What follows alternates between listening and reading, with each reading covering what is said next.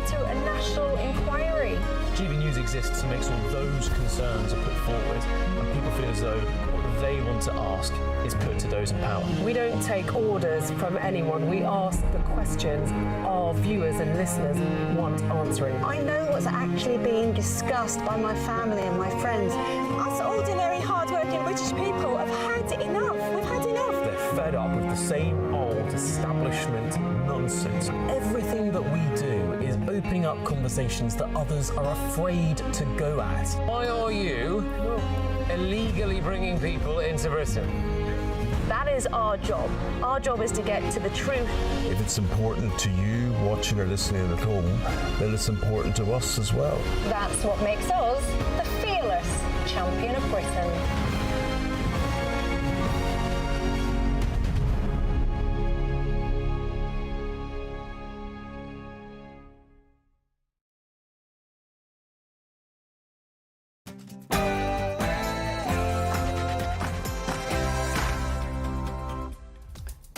Good morning, it's 9:30 on Thursday the 18th of September, live across the UK, Britain's Newsroom with Andrew Pearce and Miriam Cates.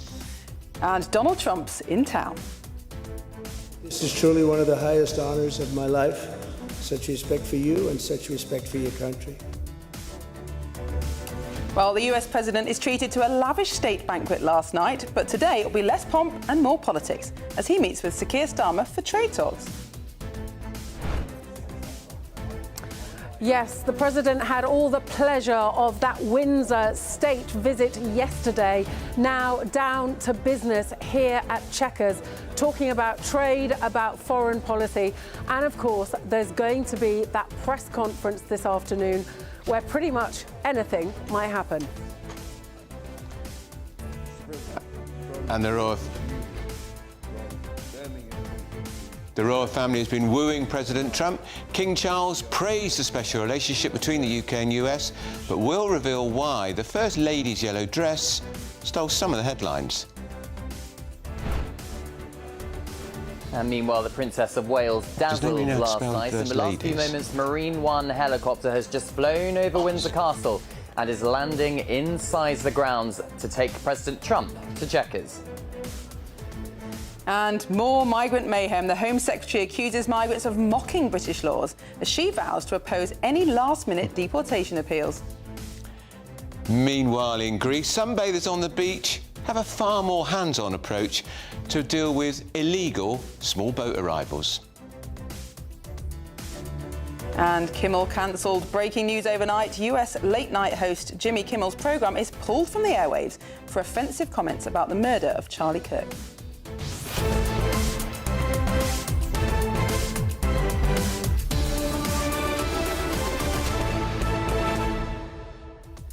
The Home Secretary, the new Home Secretary, Shabana Mahmood, she clearly means business. She's talking tough. She's saying that asylum seekers are mocking British laws. But are they actually willing to change the law to make sure people are deported? Yeah, and there's a great story in one of the papers today saying, despite her rhetoric, the Home Office is supporting a charity which gives a step-by-step guide to migrants who cross the channel illegally, how to avoid deportation. So, Home Secretary, practice what you preach. And even in court, the Home Office's lawyer was making some quite strong arguments about why this particular Eritrean should be deported, but then they changed their arguments midway through because of advice about the Modern Slavery Act. The whole thing is a complete mess. They're going to have to change the law. It's total disarray.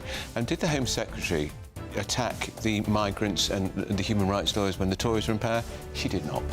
No, what do you think? Send your views, post your comments by visiting gbnews.com/yoursay. But first, here's your 60-second news update with Tatiana Sanchez.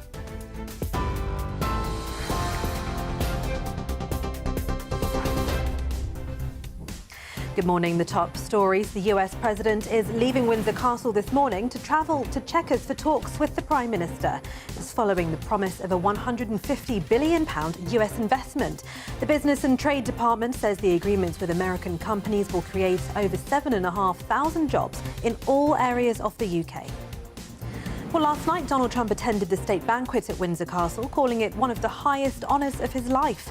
The US president said it was a privilege to be the first American president treated to a second state visit, as the first day of his unprecedented trip drew to a close. US talk show host Jimmy Kimmel's late-night program has been suspended following comments he made about the shooting of Charlie Kirk. Kimmel used his show on Monday night to accuse Donald Trump and his allies of doing their best to fan the flames following Charlie Kirk's assassination last week. And interest rates are widely expected to be held at 4% when policymakers at the Bank of England meet today. The bank rate was cut from 4.25% to 4% by the bank's Monetary Policy Committee at its last meeting in August. Those are the latest headlines for now. More news from me at the top of the hour.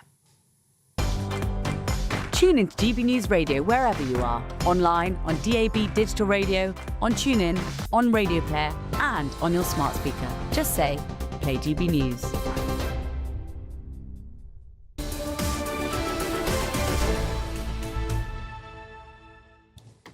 Hello, welcome. You're watching Britain's Newsroom. We're live across the United Kingdom on GB News with Andrew Pearce and Miriam Cates. It's nice to be back in the studio, Andrew, but I did have fun in Windsor yesterday. Extraordinary time to be there, because when any president of the United States is in town, it's a big event, but when it's the Donald... Absolutely. And I'd never actually been to Windsor before. It's a lovely town. So we arrived on the Tuesday evening, and already flags adorning the street, not just the Union Jack, but the Stars and Stripes as well. But of course, those protesters had projected onto the walls of the council images of Trump with Epstein. But then yesterday morning, it was quite interesting because the crowds gradually gathered, but most of the protests were in London. So actually, the support on the street for Trump, the royal family, was wonderful. And also for GB News, lots and lots of GB News fans there. That happens more and more when you go out on an outside broadcast. But the scale of the protest in London too, Miriam, was pathetic, because they'd predicted 250,000. At a push, it was 10,000. And when old Jezza Corbyn, the veteran old agitator, made his speech, I'd say there was barely 1,000 people there. Because the President of the United States, I think, is far more popular in this country than the BBC et al. Would have you believe. And also, the Republicans have got them, as in the people in this country who support a republic, have got themselves in a bit of a bind because they don't like the monarchy, but they also don't like Trump, the president of a very democratic republic. So I'm not quite sure which model of government they like. And also, whatever we think, the trade, it's not just a state visit, it is a trade deal on stilts. Trump's entourage, if you exclude the security retinue, was 1,000 strong. Goodness me. 1,000 strong, and they are talking to their opposite numbers in Whitehall, in British Industry and Commerce, about a trade deal, and that's good for business. Well, we're expecting announcements today, aren't we, of up to £150 billion invested in the UK economy, and I think 7,000 jobs, so we'll see what comes of that. Yeah, so eat your heart out, Republicans, who think the whole thing's a waste of time and money, because it isn't. Absolutely. I mean, I'm sure that's more expensive than the royal family anyway, surely. Yeah, what does the royal family cost most families? About 65p a year or something? Is that right? Something like that, not much. Now, the President, of course, was in his element, wasn't he, at the state banquet at Windsor, calling it one of the highest honours of his life. And King Charles used his speech to reflect on the enduring relationship between the two nations and reference support for Ukraine. Well, let's speak to GB News' royal correspondent Cameron Walker, live from Windsor still. Good morning, Camera. Hope you're still enjoying the atmosphere there. Tell us a bit more about this incredible occasion last night. Oh, absolutely, Miriam. It really was the spectacle, and I think it was clear from observing Donald Trump for most of yesterday that he clearly was really enjoying himself. It wasn't for show, and I spent a lot of time with him actually in St George's Chapel just behind me, where he viewed and paid respects at the late Queen's grave, and he was even really interested in the history of the royal family, the history of the building, and of course he stayed overnight here at Windsor Castle. He is still here. But the banquet itself, it was a white tie affair. He had the honour of sitting next to the Princess of Wales and the King. The Princess of Wales, of course, wearing a British-designed golden gown, which has done wonders on the internet. The lover's knot tiara, famously worn, of course, by Princess Diana as well. But the President praised the King, calling him a very, very special man. He also praised his wonderful son, the Prince of Wales. And I understand that the Prince and Princess of Wales actually had a private meeting with the President and the First Lady inside Windsor Castle at some point yesterday. A new cocktail was created trying to signify the relationship between Britain and the United States. But of course, President Trump couldn't drink any of that because he's a teetotal, of course. But of course, as you were saying, Andrew, there was lots of tech entrepreneurs who were invited to that banquet, including the Apple CEO, Tim Cook. It's the King's soft power in action, bringing people around the table, particularly very rich American investors who could potentially invest in British industry. And that is what today is all about, of course. Yesterday was all about the pomp, the pageantry, making President Trump feel welcome, making him feel like the most important person in the room. So when he takes off in Marine One in not very long amounts of time now and goes to Chequers to meet with the Prime Minister, perhaps he's in a better mood to cut Britain some slack when it comes to those tough political negotiations. I've seen quite a few of these state visits. The way the scale of the military rollout yesterday, on a scale we've never seen before, they really have pushed the boat out and rolled the red carpet out in a way I've never seen before. And I don't think we've had a President of the United States in an open carriage ride since Woodrow Wilson back in something like 1918. Yeah, exactly, Andrew. I think following the assassination of John F. Kennedy in the 1960s, the Secret Service have been very reluctant to put a president in a carriage. But of course, all of it was happening behind the guarded Windsor perimeter. So the president was quite safe. But nonetheless, it was a once-in-a-lifetime opportunity for President Trump, and he would have really enjoyed it. The stuff of fairy tales, perhaps, to some Americans. And as you rightly point out, it was the largest military display in living memory of a sitting head of state who has come across for a state visit to inspect a Guard of Honour. 1,300 armed forces personnel, around 130 horses, and the President was invited by the King to inspect the guards. Now, Andrew, you may remember 5 years ago, President Trump was heavily criticised for walking in front of the Queen. Well, actually, it's protocol for that to happen because, of course, the President was invited by the King to inspect his Guard of Honour. President Macron did the same thing a couple of months ago. And I think the King yesterday made a very deliberate point of staying at least 3-4 metres behind the President, so there wasn't any discrepancy over whether or not it was a breach of protocol, because it clearly wasn't, and it didn't look as awkward as perhaps it did in 2019 when the late Queen asked the President to inspect the Guard of Honour. Well, Cameron Walker, thank you so much. We'll be coming back to you later. But I love these things because it's so British, isn't it? The protocol. I mean, it wouldn't happen probably in any other country. Who should step forward first? And and you saw the President touch the King on the back once or twice. I mean, I can remember years ago when an Australian Prime Minister put his hand on the back of the Queen. God, it was a front page story for 2 days. Amazing. Yeah. But times have changed. I mean, Trump's enjoying this so much. He's purring with pleasure, isn't he? Childlike enthusiasm, doesn't he? And wide-eyed with amazement. Exactly. And I could see when he was looking at some of the historic stuff from when, don't forget, when we burnt down the White House in 1812 in that short war with America, and he just said, and he was conscious of how old the building was and what he was looking at. He said, "This is a lot of history." Yeah. And of course, America just can't compete. And the King, in his speech, did actually reference how the special relationships come a long way since George Washington and George III, who, of course, were on the opposite sides of that American war for independence. Yeah, I mean, dear old George III, who lost the United States. Well, it is back to politics today, so it's much more humdrum for Donald Trump, but he'll be enjoying it, of course, because he's heading to Chequers, the official residence of the Prime Minister since 1921. We're going to speak to our political correspondent, Catherine Forster, who is there live at Chequers. Catherine, it was brilliantly, beautifully stage managed down to with such royal family precision yesterday. But you and I know, as much as they'll try and stage manage this press conference later today with Donald Trump, you can't completely corral the president, this one, into doing anything other than what he wants to do.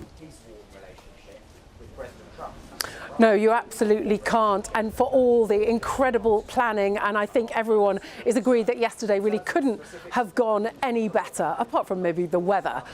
This afternoon's press conference, I think, is definitely going to be a moment of peril. But let me just run through briefly what we're expecting before that. So, The President will arrive later this morning on Marine Force One, the helicopter. The Prime Minister and his wife came over last night following that state banquet. The Prime Minister will then show the President the Sir Winston Churchill archives, which are kept here at Chequers in Buckinghamshire. We know how much he loves having that bust of Winston Churchill back in the Oval Office. There will also be a Red Devils Oh, it sounds like we've lost Catherine's sound there. The red.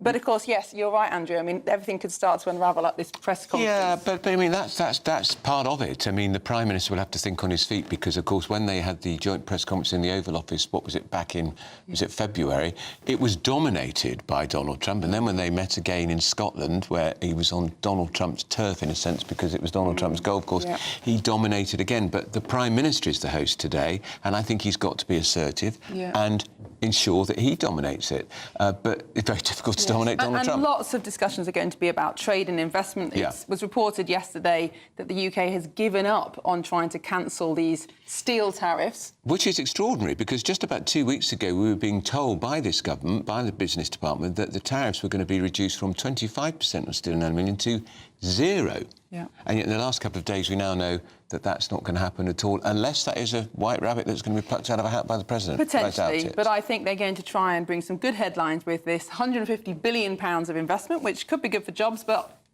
a cynic might say it's just more ownership of the UK economy by the Americans. How much more of this country do we want to hand over to Google, who've managed to pay their taxes in tax shelters like Luxembourg? Well, did you know 2 million Brits work directly for American companies? So you think all that profit just goes back to America from their labour. And not enough tax goes in our coffers. Now, from Monday, we're going to bring you more coverage of events from America and news from the White House when our new show, The Late Show, live launches in Washington, D.C. Here's what you can listen to. Decisions made in Washington aren't just shaping America, they're shaping Britain too. From migration to global security, from crime to health. Whatever happens in the White House today will be felt in your town or city tomorrow. That's why The Late Show is live from Washington, D.C. Cutting through the politics to show you what it all means for Britain. The Late Show Live starts Monday night at midnight. Only on GBNews, Britain's news channel. Now, do you remember former Home and Foreign Secretary James Cleverly? Well, he's appointed himself as part of the fashion police, and he's taken aim at Sir Keir Starmer's suit at the state banquet. Here's what he tweeted earlier. And he says, did Keir Starmer borrow that suit from someone a lot bigger? Crumpled at the ankles, too long in the cuff, loose enough to get another bloke in there with him. And someone please tell him about the buttons. He's got a point. For goodness sake. But I'm not sure that a very senior member of the Shadow Cabinet should be doing that. If you want to have a go... He's not got anything else to do. I know, get a backbencher to do it. But he could have looked a bit smarter, by the way. Perhaps he's lost weight, Perhaps. the Prime Minister, with all the anxiety he's got. Although last time I saw him, I thought he'd put on weight.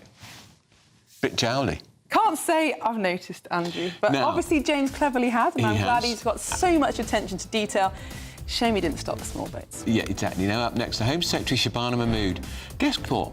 She's attacking migrants who fight deportation in the courts. She said they make a mockery of our laws. Tough talk, but what's she going to do about it? Well, first of all, if you're in search of some holiday sun, here's the forecast for some of our top European destinations.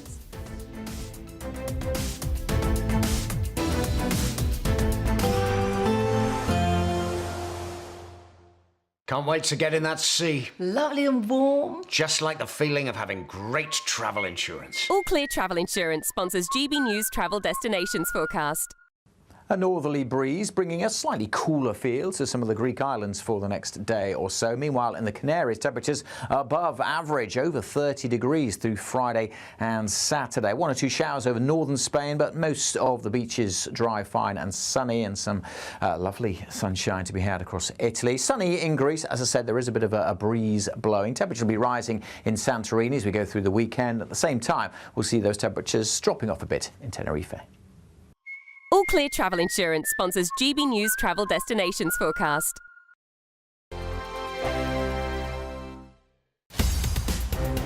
the GB Newsroom, we bring you the news as it happens. With our team of dedicated journalists across the UK. We're ready to keep you up to date with what's happening every half an hour, every single day. Bulletins here on GB News. The People's Channel. Britain's news channel. GB News Breakfast. Every day from 6 a.m. Are you panicking when you're in Northern Ireland when you go out and about because there is a lack of chargers? Well, listen, I'm really pro-EV, and we've had the odd issue with broken EV chargers, in particular yesterday at both Ballymoney at Beasties and also over at Dunsilley. We had issues with chargers, but the charging infrastructure is used very rarely. My mother, for example, she has overnight charging at home. She's never used a public charger, and she's had the car for 3 years. Yeah. So if you've got that domestic overnight charging, it's cheap. It's very affordable if you buy a 2-year-old EV, and they are absolutely the way forward.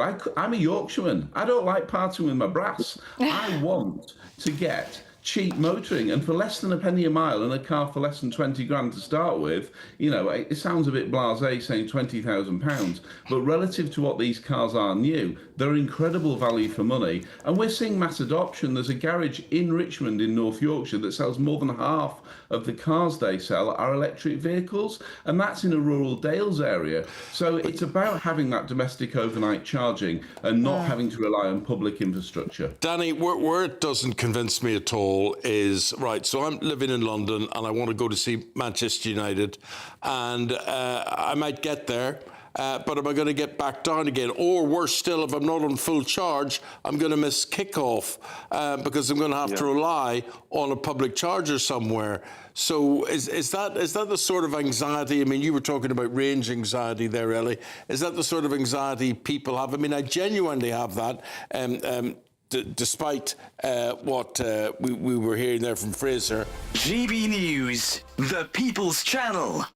Britain was once the envy of the world. But look around. A nation that no longer knows what it is or where it's going. A country that's broken. How do we fix Britain? How do we bring it back? Friday night with Matt Goodwin at 8 p.m. Only on GB News. At GB News, we love to hear from you, our loyal community. So drop us a line at gbnews.com/yoursay. There you can talk to each other and also to the presenters live on air. gbnews.com/yoursay, because GB News is your channel, Britain's news channel.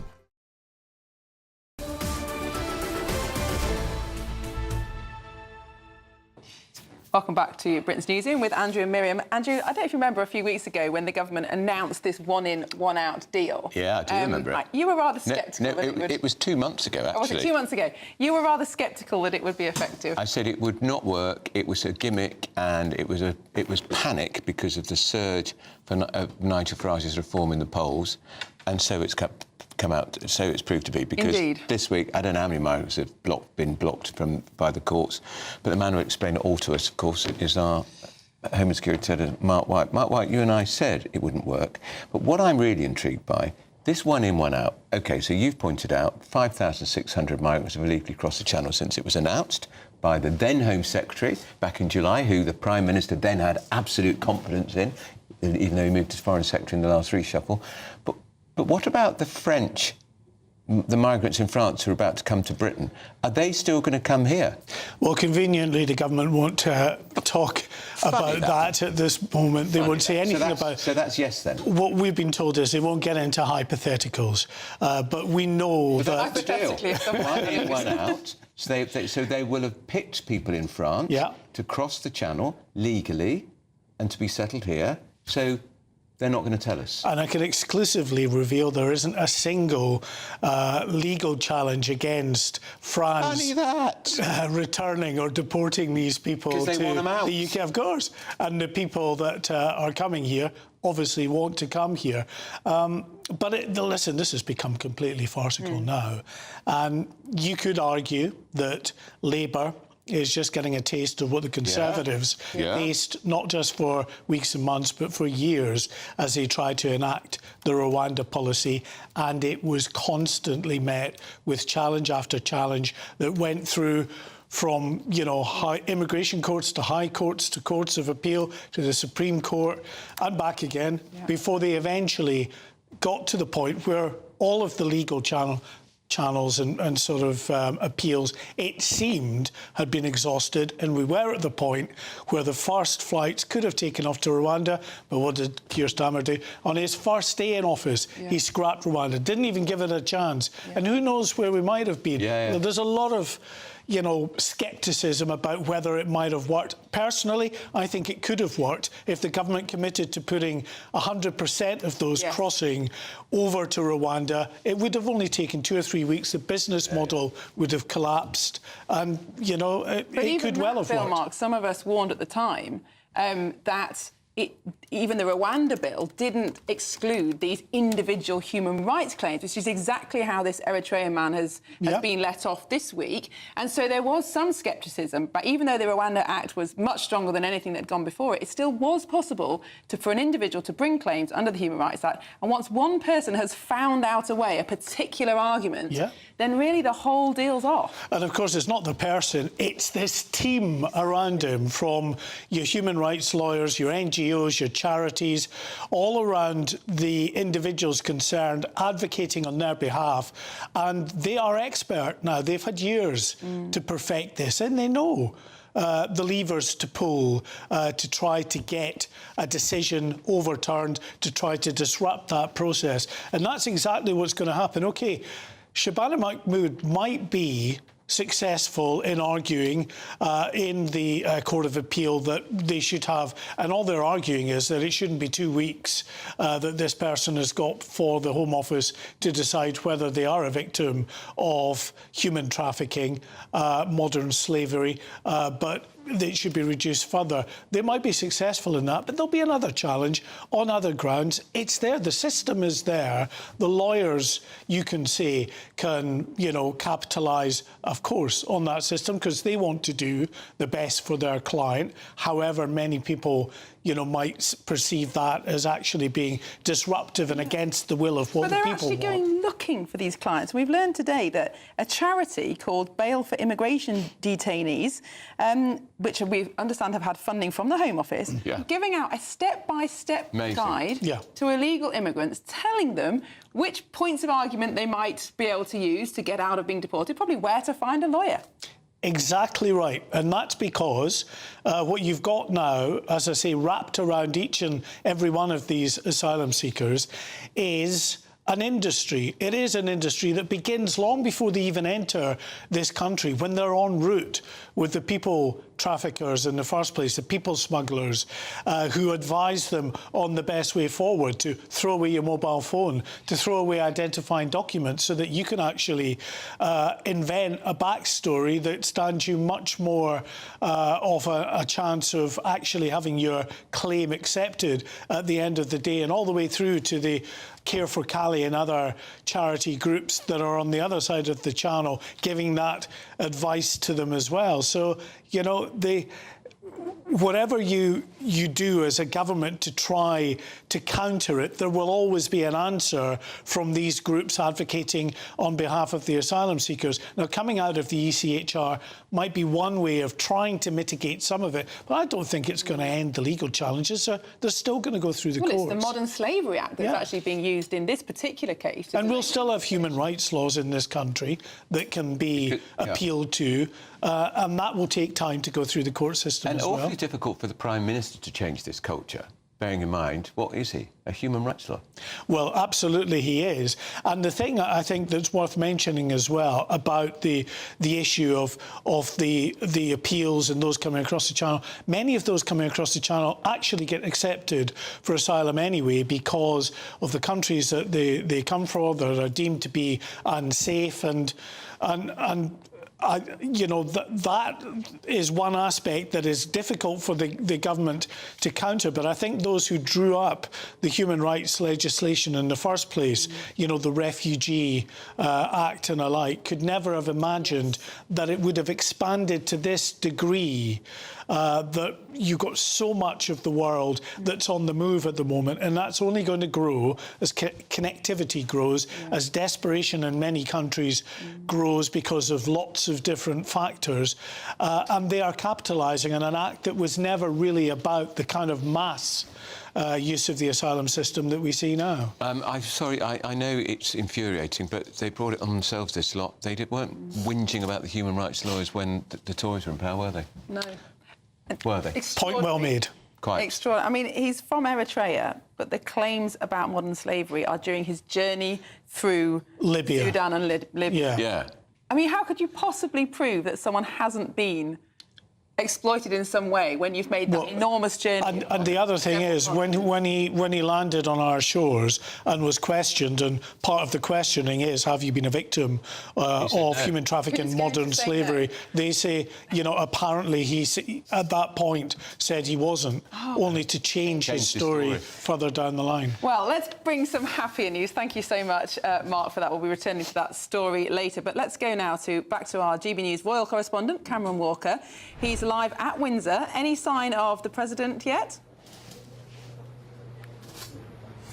Oh, not quite, Miriam, but of course we are just moments away, we believe, from the president's departure. He's, of course, had the most wonderful 24 hours or so here in Windsor Castle. Of course, it is a bit of a lifetime opportunity for him to sit in a carriage with King Charles III as we driven through Windsor Great Park up to the quadrangle where he was given the biggest guard of honour that has ever happened in living memory for a visiting head of state during a state visit. 1,300 soldiers, around 130 horses taking part from the Grenadier Guards, Coldstream Guards and the Scots Guards as well, and the president spent the night here at Windsor Castle. The security, as you can probably imagine, has been incredibly tight, and there are Secret Service agents wandering Windsor wherever you go, from the coffee shops to the high street, right up here at Henry VIII Gate, where I am, inside the castle. I spent time with the president yesterday inside St George's Chapel, where he viewed and paid respect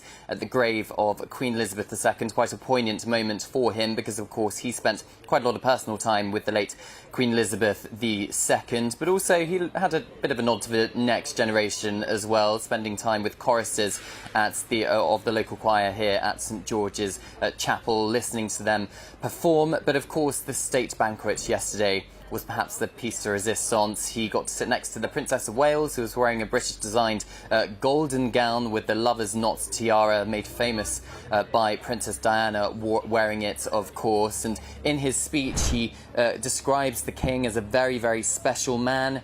He, of course, also spoke of the Prince of Wales, even calling him wonderful, saying that King Charles has raised a wonderful son. He describes Catherine, the Princess of Wales, as radiant, as healthy, and beautiful as well. And of course, they spent time privately together, the Prince and Princess of Wales and President Trump and Melania Trump too. And the guest list at the banquet as well, incredibly strategic, I think is the correct word for that, because we had big bosses of American companies worth billions of dollars. We had the CEO of Apple, Tim Cook. We had somebody very high up in Google, for example, alongside the Chancellor, of course, Rachel Reeves. And the whole point of all this pomp and pageantry is to exercise the King's soft power.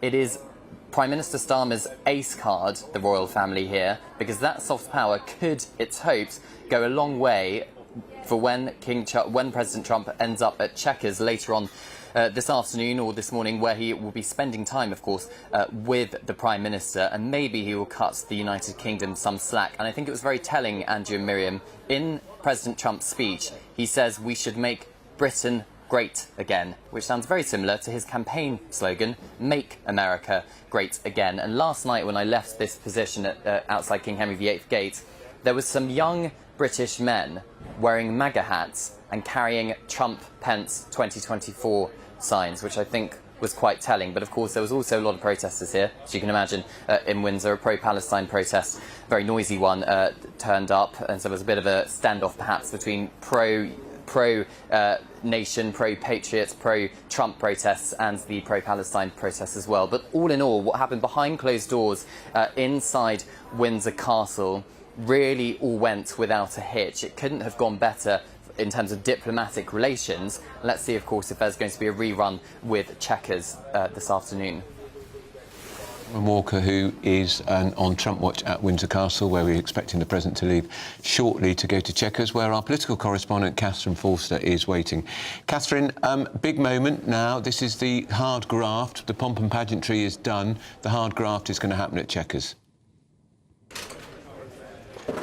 Yes, the Donald Trump had all the pleasure yesterday of the pomp, the pageantry, Windsor Castle, the royal family.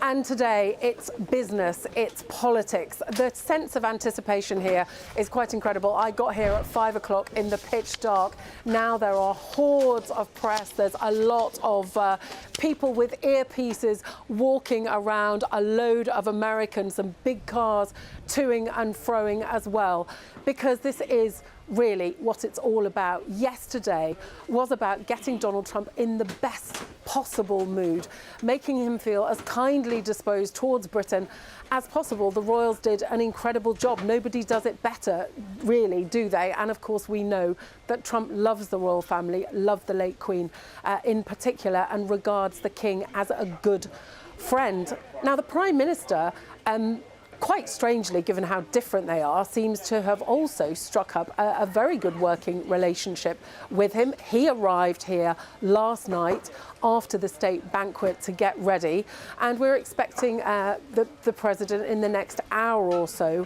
to get here. He will be greeted, then the Prime Minister will show him the Winston Churchill archives, which are kept here. There will be a Red Devils display. They are the British Parachute Regiment display team. So yesterday we had the Red Arrows, the Red Devils today. Then President Trump and the Prime Minister will have a bilateral meeting, just the two of them, and then there will be the Chancellor of the Exchequer will host a business reception with a lot of those big US investors. Of course, the government very keen to trumpet this £150 billion of inward investment from the United States into Britain over the next few years, which the government says are going to bring 7,500 high-quality jobs across the country. And of course, trade. We are still stuck currently, aren't we, with 25% tariffs on steel, on aluminium, something that we were told 4 months ago was going to go, but they are still there. The President the other day, before he got on the plane, said, I'm into helping them about the British, so let's see if we have any movement on that. It didn't sound like that was going to come. Also, of course, Ukraine will be under discussion. The government would dearly love for Donald Trump to make good on some of the occasional threats he makes towards Putin and actually do something to punish him. Also, Gaza, a very difficult situation, and we know that the government likely to recognise Palestine in the coming days, something that will not go down well with the US. But the press conference, I think, could be exceedingly awkward this afternoon. Back in 2019, when it was Theresa May was here, it was quite embarrassing. Donald Trump freewheels. You never know what he's going to say. He loves the television. He loves the cameras. He backed Boris Johnson for the next PM. He said that Sadiq Khan was a stone-cold loser. And I think the situation now even more awkward, because we've got a Prime Minister down on his luck, fighting battles within his own party, all these scandals. And of course, top of the list of things that journalists are bound to want to mention is Jeffrey Epstein, the E word, the word that the royal family doesn't want to mention, Donald Trump doesn't want to have mentioned, the Prime Minister doesn't want to have mentioned either, because only last week he ended up sacking the US ambassador, Peter Mandelson, over his links to Jeffrey Epstein. So I think the press conference, I think there'll be a lot of anxiety about just how that is going to go. Absolutely, and we will, of course, be there for that press conference. That is Catherine Forster, our political correspondent at Chequers. It's an amazing building, Chequers, isn't it, Miriam? I've never been. Oh, stunning, and in thousands of acres of land, or hundreds of acres of land, and it was given to the nation, I think, back in 2021, 16th century, 1,500 acres of land, tennis courts. Do you know, it's an absolutely true story. When Mrs Thatcher was Chatelaine of Chequers and Helmut Kohl came to stay, the German Chancellor, she turned the heating off in the swimming pool because she wanted to save money. That's superb. Don't you love her for it?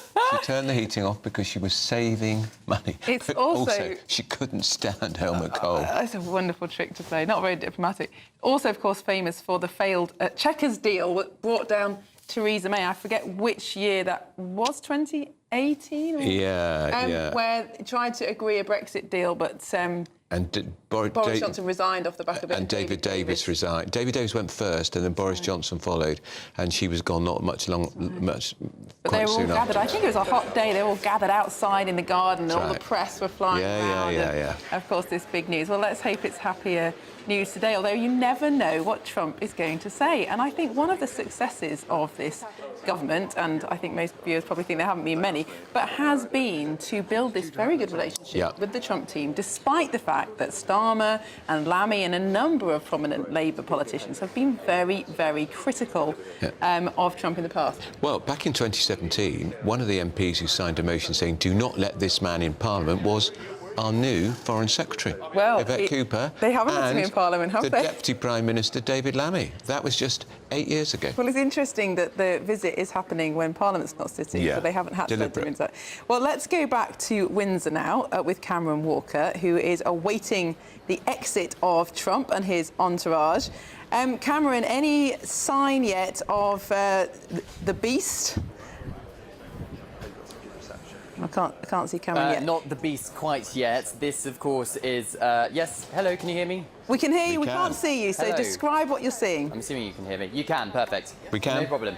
So this is live pictures of Windsor Castle. This is in the south-east corner of the upper ward of the castle, which is where the King's private apartments are and where the visitors' apartments are, so presumably where Donald Trump, President of the United States, and the First Lady were staying last night. And any moment now we are expecting the King, the Queen and the President and the First Lady to emerge from those private apartments for the formal farewell. Now, this is just off of the East Terrace here at Windsor Castle, which is where he received the Guard of Honour and inspected the Guard of Honour yesterday. Of course, the largest that's ever been received in living memory by a US president. And the Windsor Castle detachment of the King's Guard is going to be turned out, or is, I should say, turned out in the quadrangle ahead of the president's departure. And I suspect, Andrew, Miriam, the beast is just out of camera shots, ready for the president to get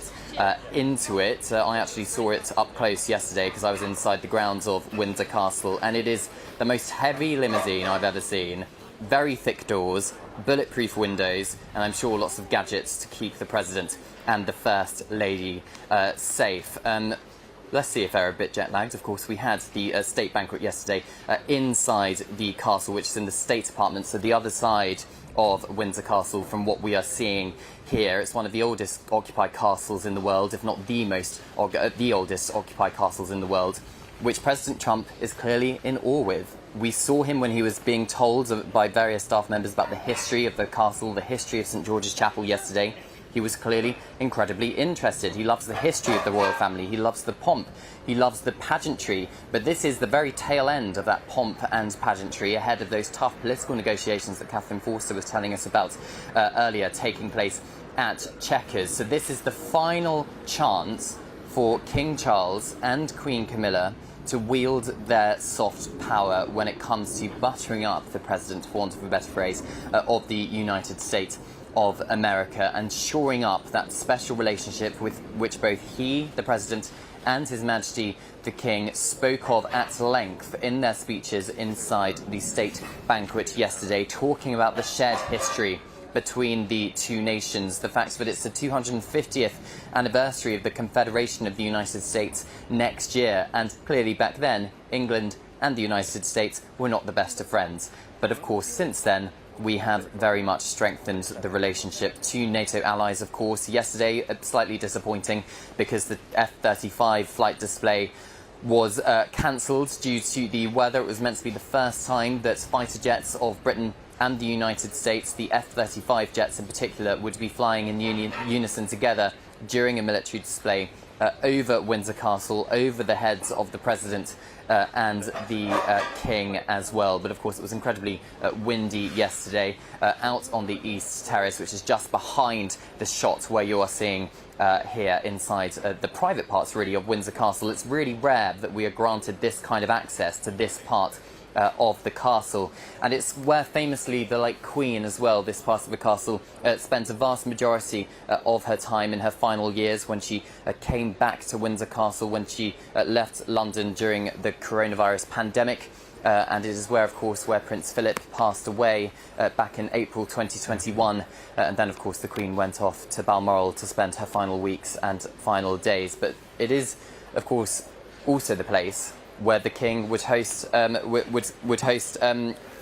of state, including President Zelensky, of course, and this time President Trump. Cameron, the First Lady's dress made the front page of a lot of the newspapers today. Melania Trump dressed in that stunning strapless, very bright yellow gown with a lilac belt. Would she have known in advance what the Queen was wearing? Because it struck me that her and the Queen made up the colours of the Ukrainian flag. And of course, Melania has been credited with Trump's softening stance towards Ukraine. I might be completely making this up, but that's what struck me when I saw the front pages. What do you think, Cameron?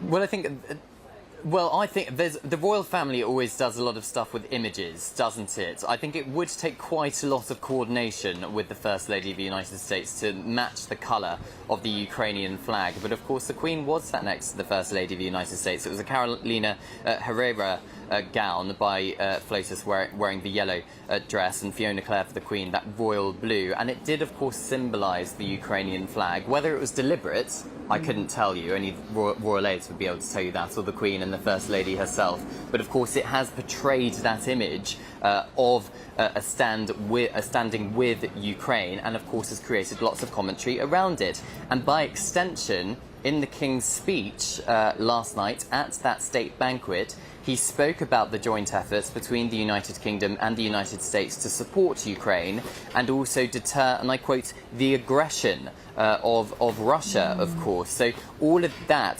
played into it. And I think we can't mention the dresses and the gowns without the stunning dress worn by the Princess of Wales, the Philippa Leapley, a British designer, the golden gown, where she was also wearing the Lover's Knot tiara made famous by Princess Diana, of course, and that has created quite a lot of commentary online. And there's a photograph of the President and the Princess of Wales who are sat next to each other at the banquet, smiling really graciously towards each other. And if that isn't the definition of soft power, I don't know what is. And they must be so far so good, Cameron. We're halfway through now, but so far so good. It was faultless yesterday, even by the standards of the royal family. Impeccable, nothing. It went off without a hitch. Yeah, I think it really did go off without a hitch, Andrew. I think everything that could be controlled was controlled well. The only thing you can't control, of course, is the weather, which is why we didn't see the F-35 flight display. But everything else, apart from slight delays perhaps to the schedule, went off without a hitch. It was clear the President was enjoying himself, especially when he was inspecting the Guard of Honour from the Coldstream Guards, the Grenadier Guards and the Scots Guards. And of course, they had been rehearsing for weeks and weeks and weeks, making sure every button was polished, making sure all the boots were polished within an inch of their life. It's something you would usually see during Trooping the Colour, the King's birthday parade in June. But of course, it was on that scale, but it was for a US president to enjoy during a state's visit. The largest military display during a state visit in living memory, perhaps suggesting how important both the royal household and the British government place on making sure that President Trump of the United States in particular feels incredibly welcome. The importance of that special relationship, and perhaps a way to soften the blow when it comes to those trade talks taking place in Chequers later on this afternoon when President Trump leaves at Windsor Castle a little bit later on this morning, probably imminently. The First Lady is staying behind inside Windsor Castle. She's got a couple of engagements with both the Queen and the Princess of Wales. The Queen is showing the First Lady Queen Mary's Doll's House, which is of course part of a tour if you come here on Windsor Castle as a tourist. The Princess of Wales is taking the First Lady to go and visit the Scouts in Windsor Great Park. Of course, the Princess of Wales is the joint president of Scouts, and both the First Lady and the Princess have really enjoyed spending time with children out and about in nature. So perhaps that kind of soft power will be fed back to the President while he is taking part in talks with the Prime Minister and the British government. Cameron, yesterday there was very little for the public to be able to see. It was a fantastic atmosphere in Windsor with all the flags and lots of supporters, but nevertheless it was all behind the walls, and even presenters on GB News, we were just watching feed from inside the castle. The only thing you could see was the helicopter arriving. But today there's going to be much more for the public to see as the cavalcade leaves the castle. Are the crowds gathering there? What's the atmosphere like? Well, to be honest, Miriam, as you probably saw yesterday, the crowds did steadily gather outside Windsor Castle and outside on Windsor High Street. And there was a mixture yesterday, wasn't there, between protesters and Trump supporters, or at least the idea of the United States being here, the President of the United States being here in Windsor. There was one man with a humongous American flag wearing a MAGA, Make America Great Again baseball cap, who is still here in fighting force this morning. So he's clearly very excited about President Trump being here, even though perhaps he's not going to be able to see much. There is a smaller crowd, I would say, than yesterday. I think, of course, a vast majority of the ceremony was happening yesterday here at Windsor Castle. Today, of course, at Chequers. The main protest happening in central London.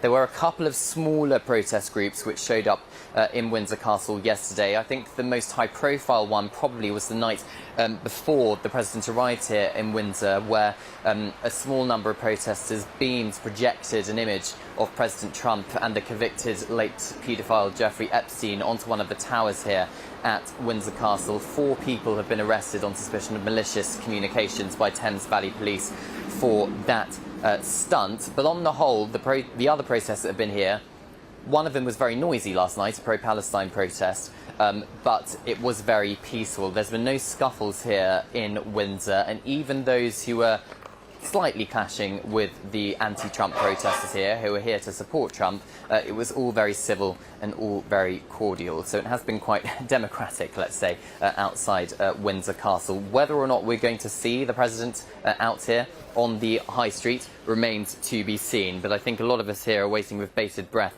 to see if he does emerge onto the High Street. Well, we've got our panel with us now, the broadcasting journalist Carol Malone, political commentator Jonathan List. Carol, I think even a stony, flinty-hearted Republican would have to say yesterday was a pretty extraordinary trial. You know, every state visit is incredibly special, but this was the state visit on steroids. I mean, it really was. They have, and what it showed to me, this epitomises the soft power of the monarchy, the diplomacy of the monarchy. You know, Queen Elizabeth knew exactly how to use that power, and Charles has done the same. He knew Trump was going to love this visit. Oh, Carol, we're just going to jump in the President is now go. leaving Windsor Castle. He's talking to the King. So, standing there on the steps. Yeah, he's heading off to Chequers, of course. Melania, the First Lady, is remaining behind with the Princess of Wales. But they seem pretty engaged and friendly, as you'd expect. Will the President be tempted to say anything? He's always tempted to say something, isn't he? Well, they're shaking hands. Oh, he's clasped the King's hand. There was quite a lot of speculation yesterday about the handshake, because apparently Donald Trump's handshake is so famous there is an entire Wikipedia page dedicated to it. Let's listen in. Okay, that's it.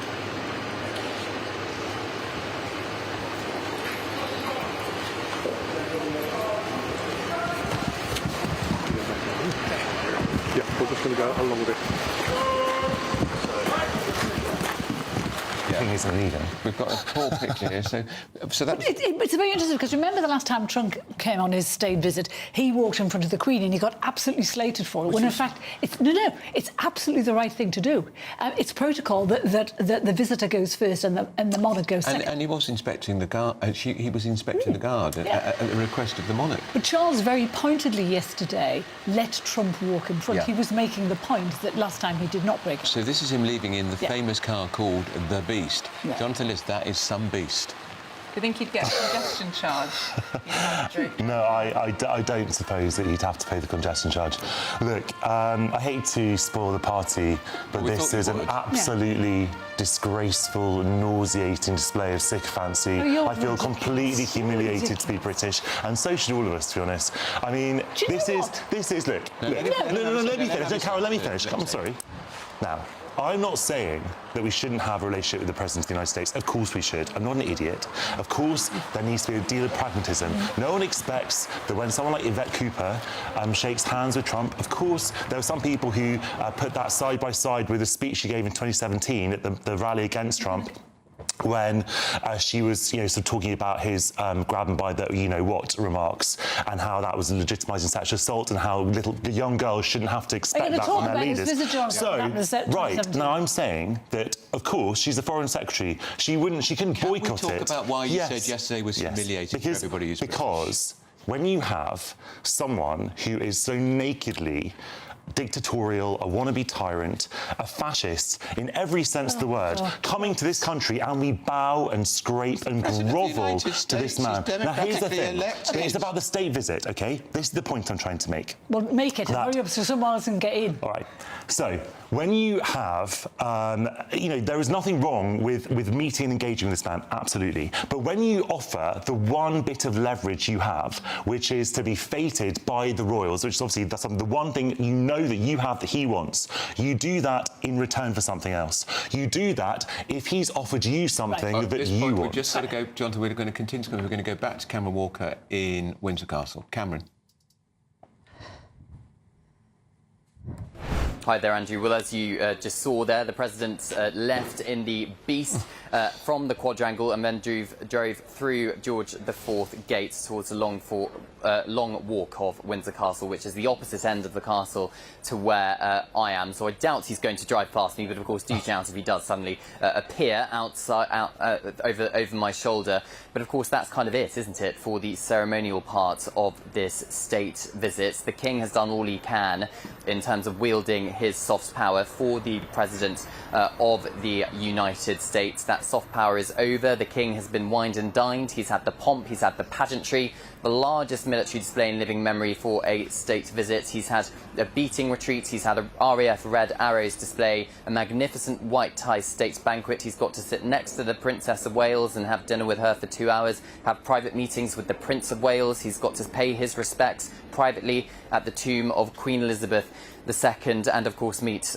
so many of His Majesty's dignitaries and royal household members.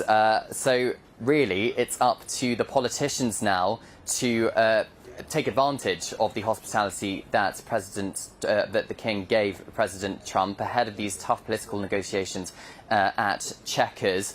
And perhaps it's hoped, of course, that President Trump will cut the UK some slack, having had such a good day here yesterday inside Windsor Castle. He really was beaming from ear to ear. And when I was in St George's Chapel with the President yesterday, it was clear he was genuinely interested in the history of the place, wanting to know about even the mechanics of how a coffin is lowered into the royal vault during a royal funeral. He was shown the plate that Winston Churchill had put into the choir stalls when he was installed into the Noble Order of the Garter, the highest order of chivalry in Britain. He clearly had an interest in British history.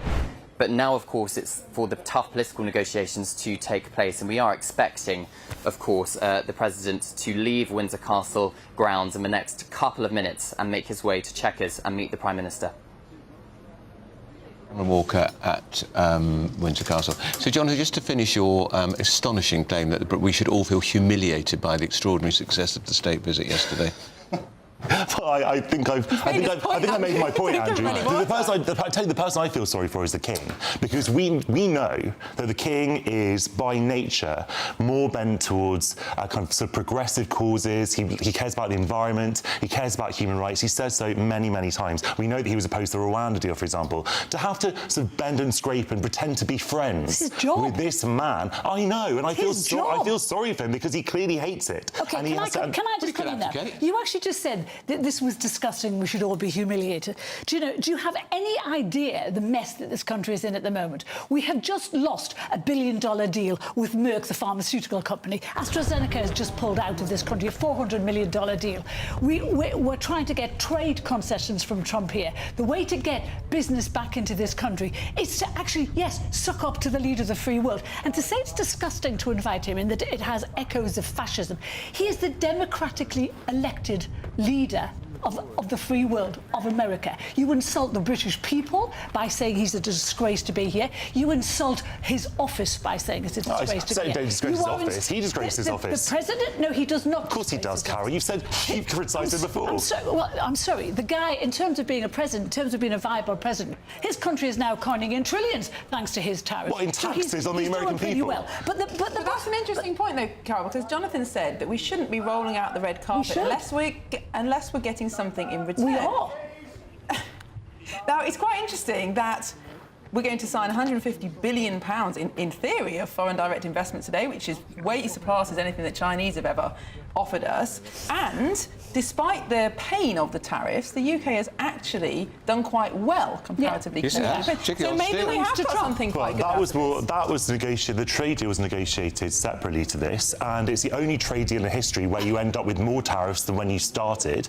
So look, the rest of the world. Well, it's interesting, isn't it? That Carol's on the side of the government right now, and I'm against it because Carol's saying the government's done brilliantly needs to go to these deals. I'm saying that. If you work in the steel industry, you'd be very grateful, because the tariffs are 25%, not 50%. Exactly. Well, 25% is a lot more than they were. It's not 50%, Jonathan. Get in the real world. When you get in the real world, it's a hammer blow to those industries, the fact that we're now facing 25% if it was 50%, my dear. It should be 0%. Well, it should be 0%. You're living again in La La Land. No, I'm living in the world of free trade, which the Republicans are meant to believe in. Of the left. You would get rid of a guy who you don't like. You don't like his morals, you don't like his principles, you don't like the way... I don't like his tariffs, I don't like his economic policies. And you would actually let this country go to the dogs. America is one of our greatest allies, if not our greatest ally. And the King's job is to try and put right the damage that this government has done. Every member of this government... The King's not acting independently, Carol. We'll let you finish. Every member of this government has slated and denigrated Trump in the last 4 or 5 years. And what the King is doing is trying to repair the damage that Keir Starmer... Carol, are you suggesting that the King invited Donald Trump separately from the government? Is that what you're saying? Well, of course, but you're just saying the King's trying to repair the damage of the government. The government's the one that's invited him. That's his job. The government invited him. The government is fawning over Trump and crawling around him. Why do you think the government has let him spend the first 2 days of his visit in Windsor Castle? Because damage needs to be repaired. Because Downing Street knows that he's impressed by the glittering nature of monarchy, because he wants to be a Tudor king himself. Do you not understand how diplomacy works? Of course I understand. Well, look, it's interesting how the tables always turned. When Macron was coming on a state visit, you two were saying, oh, it's so embarrassing for this country, we shouldn't be having a state visit with the king. And I was saying diplomacy is important. And diplomacy is important, but it needs to be something for something else. Macron is not giving anything to this country. And neither is Trump. Yes, he is. Of course he isn't. Carol, we can't both argue that America is our strongest ally and our best friend, but also that we need this kind of occasion in order to persuade them to give us a good deal. And don't you think, Carol, the world has changed? Because, yes, of course we'll always be allies and have a lot in common with states. But the marked thing about Trump's presidency is the America First agenda. And they've made very clear, him and Vance, that America's needs, America's interests will always come first. That's the point of tariffs. And actually, that's why we do now need to do these things that Jonathan thinks are so sycophantic, in order to make sure we protect Britain's best. What Charles has done is present a vision of Britain that Trump adores. That's what he's done. And he's done that to pave the way for the talks that will be taking place later today. And to me, that is what diplomacy is all about. That is what soft power is all about. Because Trump would be very well disposed. Yes, he's for America first, but yes, he might give us some concessions. And we need this AI tech deal. He's meeting tech bosses this afternoon. He's meeting finance bosses this afternoon. He's not doing that for fun. He's doing that because we want to do business together. And in Jonathan's world, in lefty Labour la-la land, get rid of someone who can save the country, who can literally save this country. Trump can't save this country. Yes, he can't even save his own country. What do you mean? He's raking in trillions currently. No. Tariffs are a tax on the American people. I thought you were a Conservative, Carol. You should hate tariffs. As you know, I'm meant to be on the left, and I think tariffs are an awful thing because I actually believe in free trade. This is a topsy-turvy world that we're presenting in this programme, where the people who used to be on the right are now saying that actually high taxation on consumers is a great thing. Tells us all what our politics are. I thought you were on the right, Carol. I'm sorry if I got you wrong. My politics are. Well, the people who very much influence Trump's economic policy would say that they are free traders, but that free trade depends on fairness within a nation between capital and labour. Jonathan should be really enjoying this part.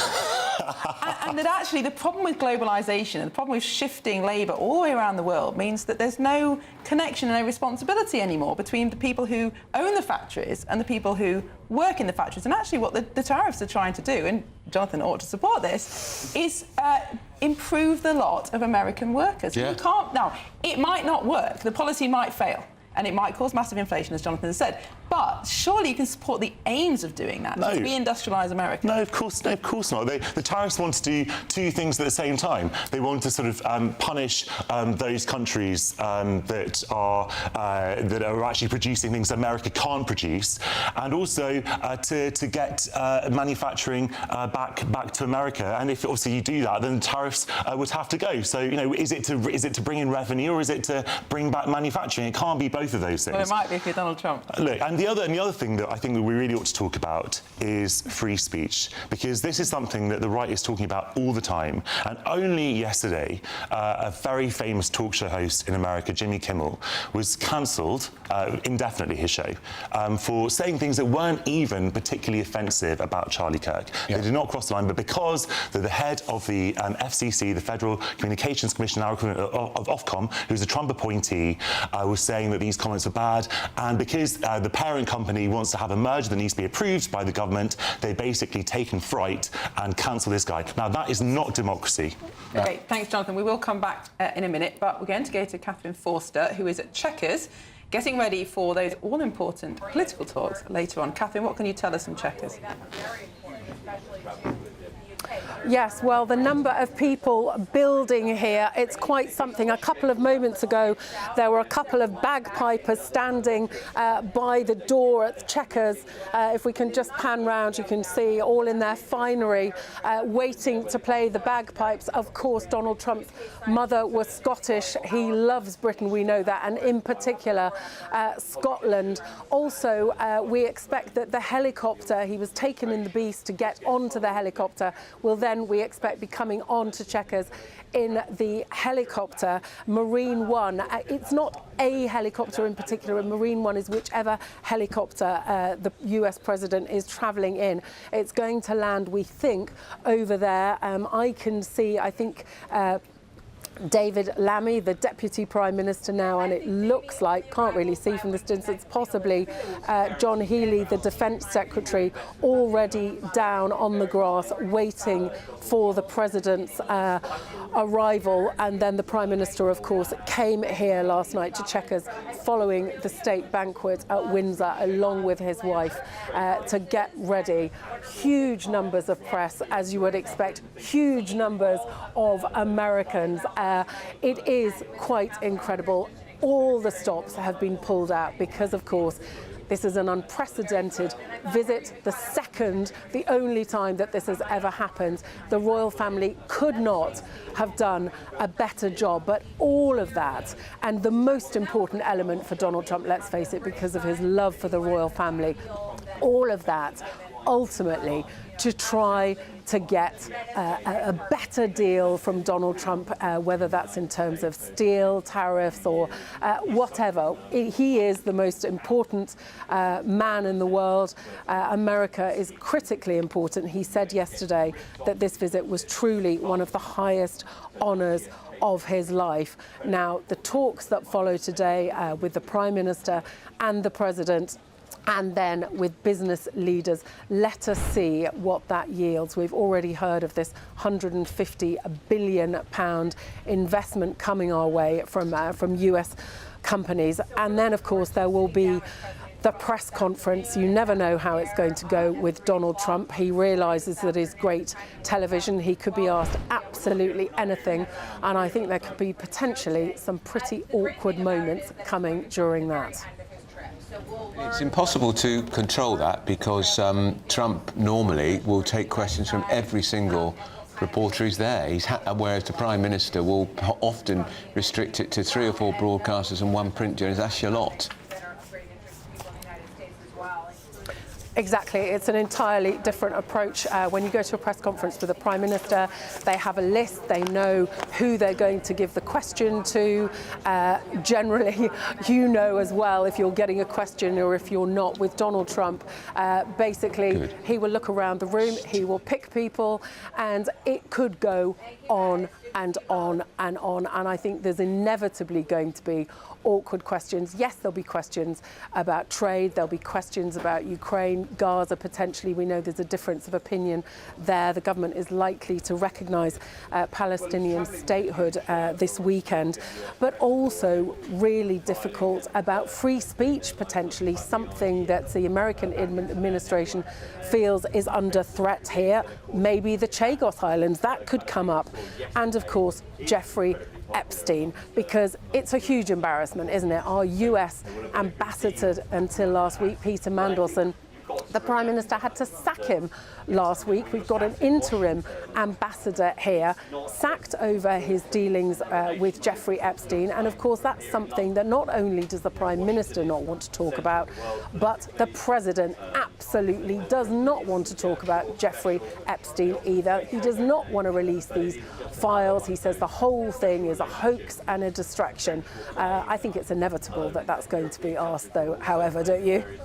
Sure it will. And of course, we shouldn't forget, Catherine, that our very own Bev Turner is travelling in the President's entourage. And of course, and she got quite a few questions with him last time. I think he rather likes our Bev, actually, the President of the United States. He does. There was a piece in The Spectator yesterday saying that he loves Bev Turner. Yeah.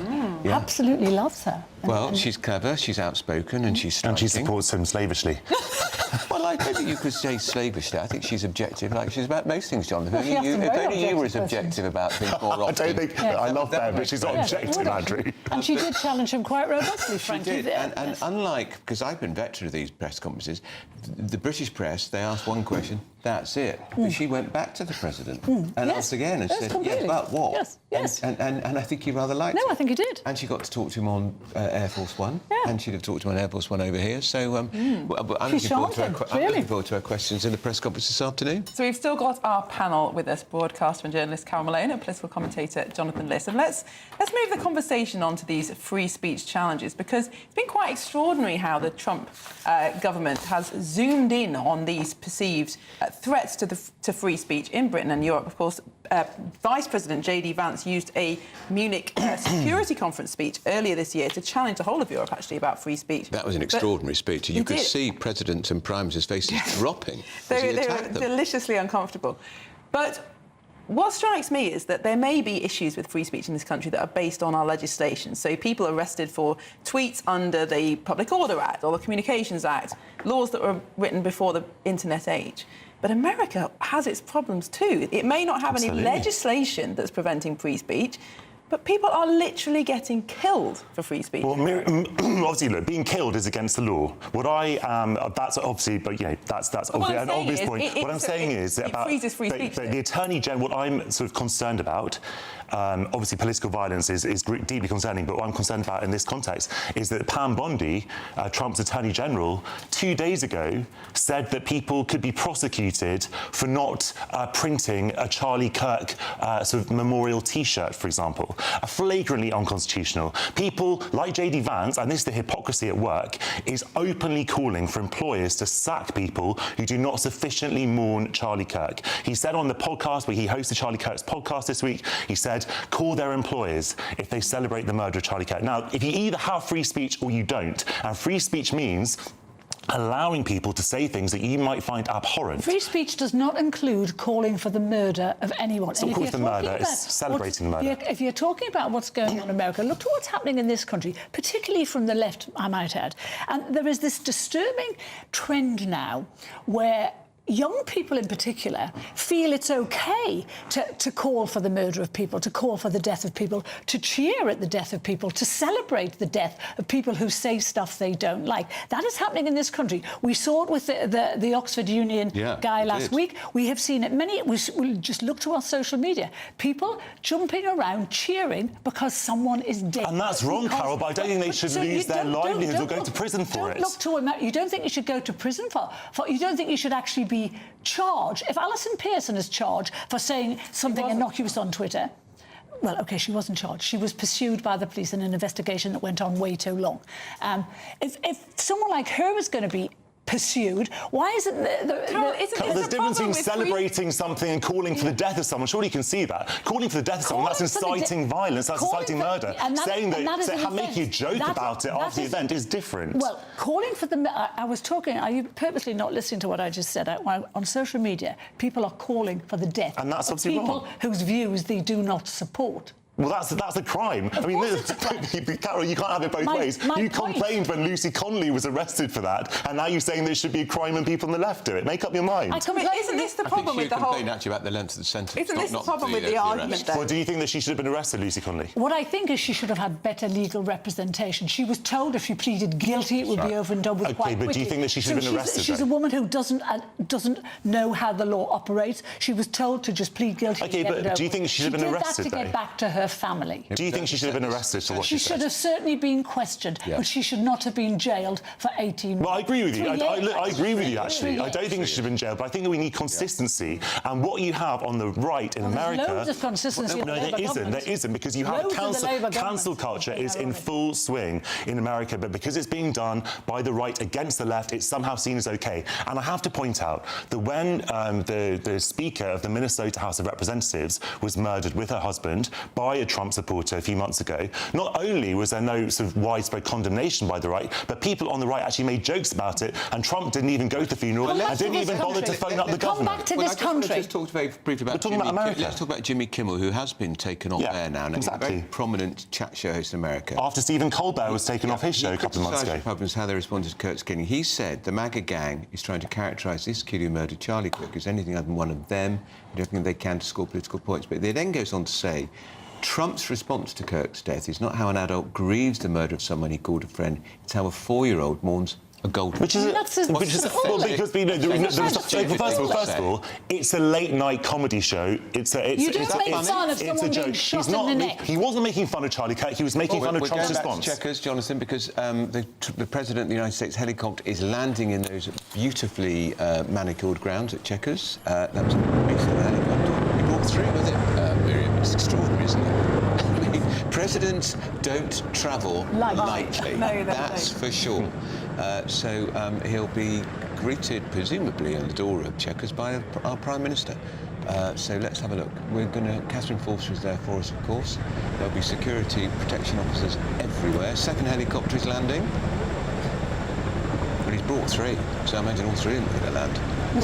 What can you tell us, Catherine? I'm not sure Catherine can hear us. Was Starmer at the banquet? Yes, of course. I never saw it. Sorry, Catherine. Catherine, tell us the latest. Speak loudly over the noise of those helicopters. Yeah, Catherine, tell us the latest. Speak loudly over the noise of those helicopters. Yeah. Helicopters. Hello, yes, so literally a huge, huge noise. I could see the helicopter just above the tents for the press.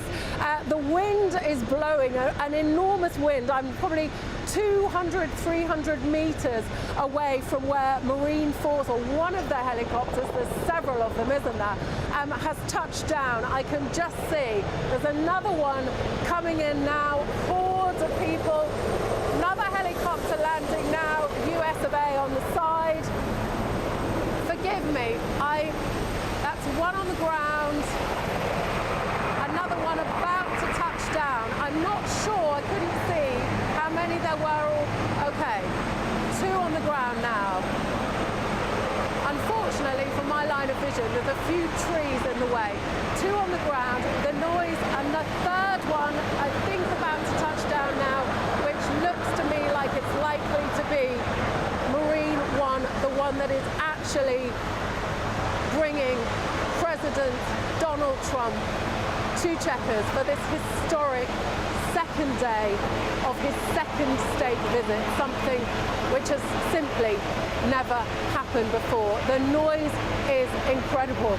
The wind from the rotating blades of the helicopters, you can feel it even though I'm a few hundred meters away. So many officials in the area, so many press. Of course, so many of these press have been at events like this dozens and dozens of times, but even for them, everybody has got their cameras out because, you know, we're watching history. This is history being made here. So just trying to see the hatches open. People are coming down out of the helicopter. Trying to see now a whole load of people getting off that helicopter, but there is another one now flying in. Oh my goodness. Right, so we've got 1, 2, 3. This is the fourth helicopter coming in now. So this, perhaps, is the actual one with the president. I thought that other one was, but, and again, we've got huge noise, which I'm sure you're hearing. I've just seen our lovely Bev Turner. Hey, Bev, walking in. She's just running into Chequers. And now, I think this is the fourth and final helicopter about to land. Presumably, Donald Trump will be on this one. I'm just trying to see exactly where it is. It is slightly obscured by the trees. Okay. I'm knelt right down so I can see it. Just touching down now, isn't it? Okay. So that's 4 helicopters here. I think this is the final one. I don't hear any more in the sky. Is this the one that's bringing the president? We shall see in the next few seconds, I imagine. Okay. So the noise is dropping down now as the engines are being switched off. Just trying to move the camera a little bit where I'm standing so that we can see what's going on. Okay. There's a whole Carol load. and Jonathan List with us. A whole load. I've got an invitation from Liz. No, I think I may have got an invitation from Boris, but I couldn't make it. As far as I remember. Should have gone, but I mean... Yeah, no, I wish I had. It does But look what is amazing. extraordinary, I mean, the people we've seen going into Chequers is just the tip of the iceberg, because his entourage is 1,000 strong. Extraordinary. Because these are officials who are getting down to... Jonathan Liz may mock the state visit, but these are officials who are getting down to the hard graft the business of trade. You know, this is actually a business trip. It is a business trip. It is absolutely a business trip. And you know, we can now see, by the way, team of cars now. That'll be 12 strong. Yeah. Yeah, I mean, it's a visit. You know, Starmer also wants him to make, never mind the tech deals and the finance deals, Starmer wants him to, Starmer's going to ask him to look more favourably to Ukraine. He wants him to support Ukraine. That's one of the things he's going to talk about him today. That's hence why he's been buttered up so well for the last day and a half by the King.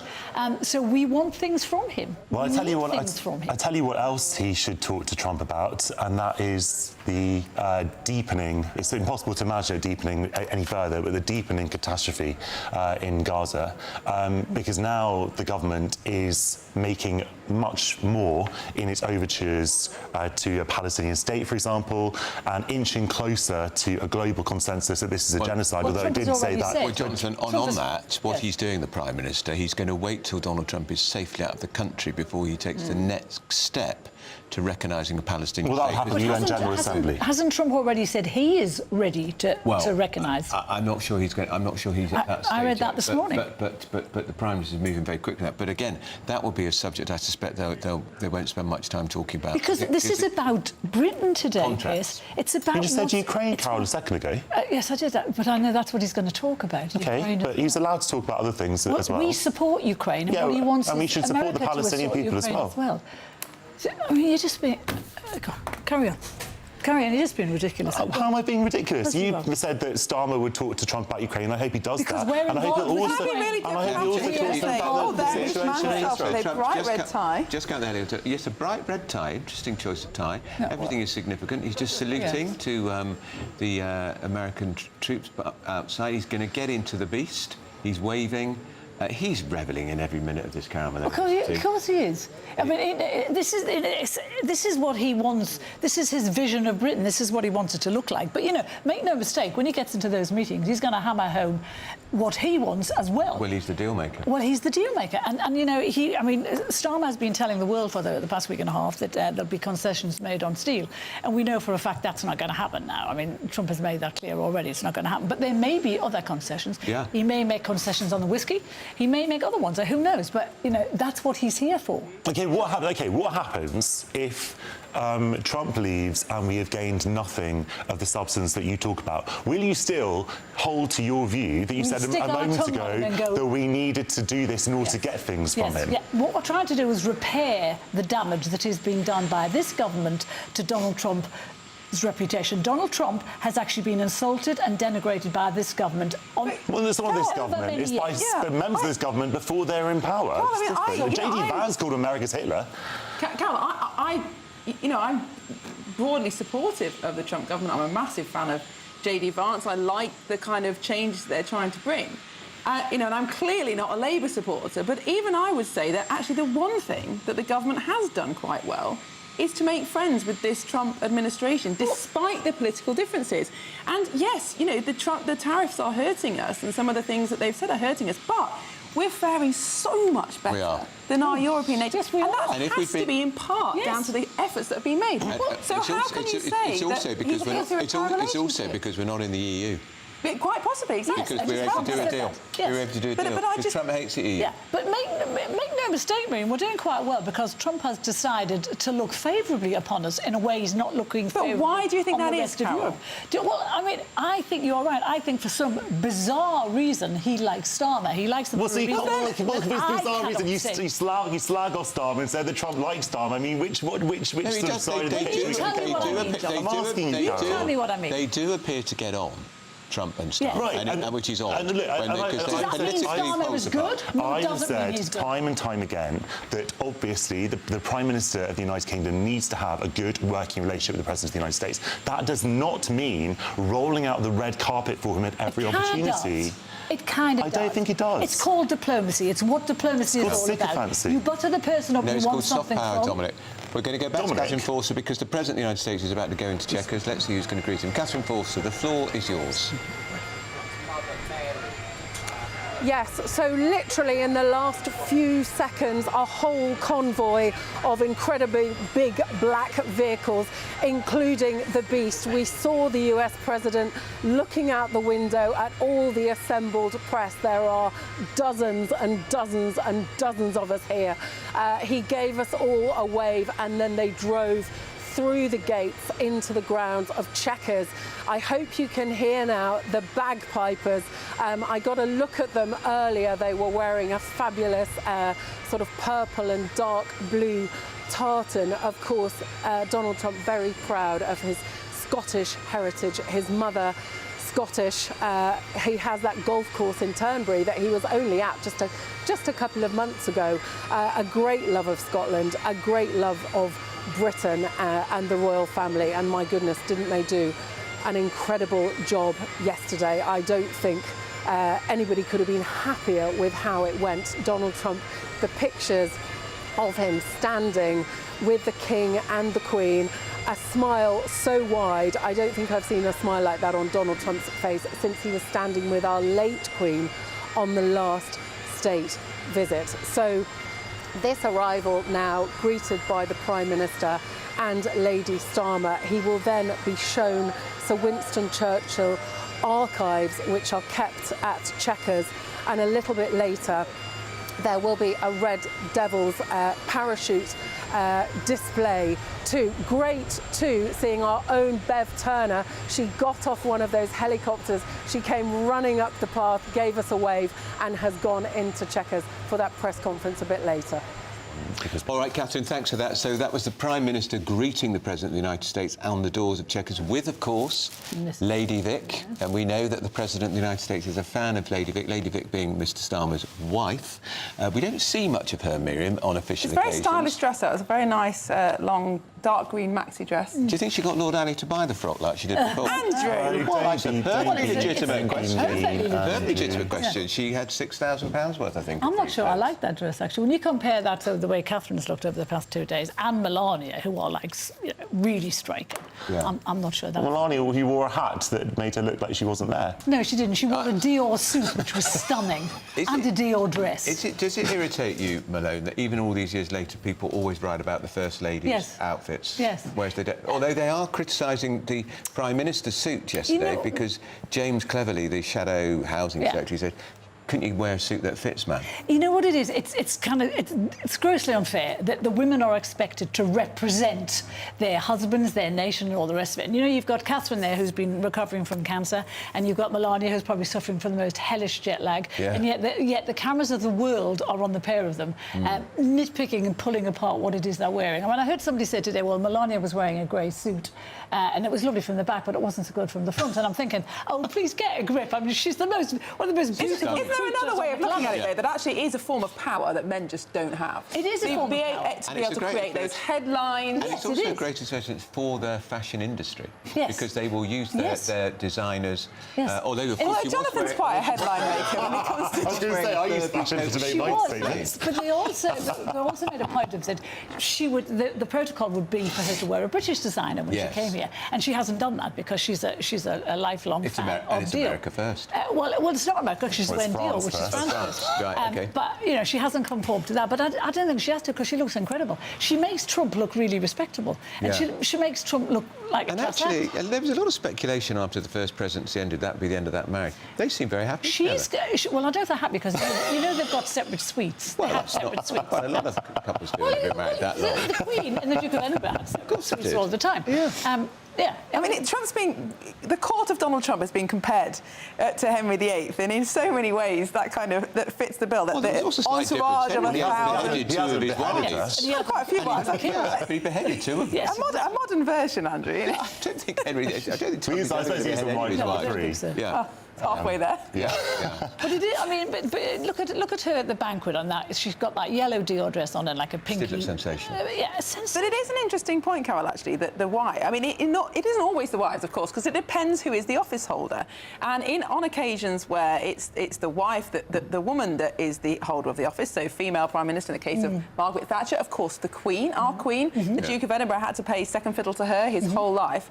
And yet, nevertheless, it is still a very important part of diplomacy, having the partner there. But Mrs. T's outfits were a huge part. Huge. It was written about all the time, and in fact, I remember the V&A refused to do an exhibition of her outfits. Do you remember? Which was an outrage. And she would have hated this Bulgarian, by the way. And don't you pretend she would? You don't know what she'd have. Of course she would have. She'd have seen it was a vulgar nationalist. I didn't know you were such a great mind reader of Margaret Thatcher's. Well, I did do a dissertation on her, and I read most of her speeches. So actually, I do know a little bit about her. Marion was talking about women playing second fiddle. I don't think Melania plays second fiddle, and I certainly don't think that that Catherine is playing second fiddle. She was in the forefront yesterday, meeting everyone. And we do think, from what she's written, Melania Trump, about the Ukrainian children, that she has stiffened the president's resolve on Ukraine.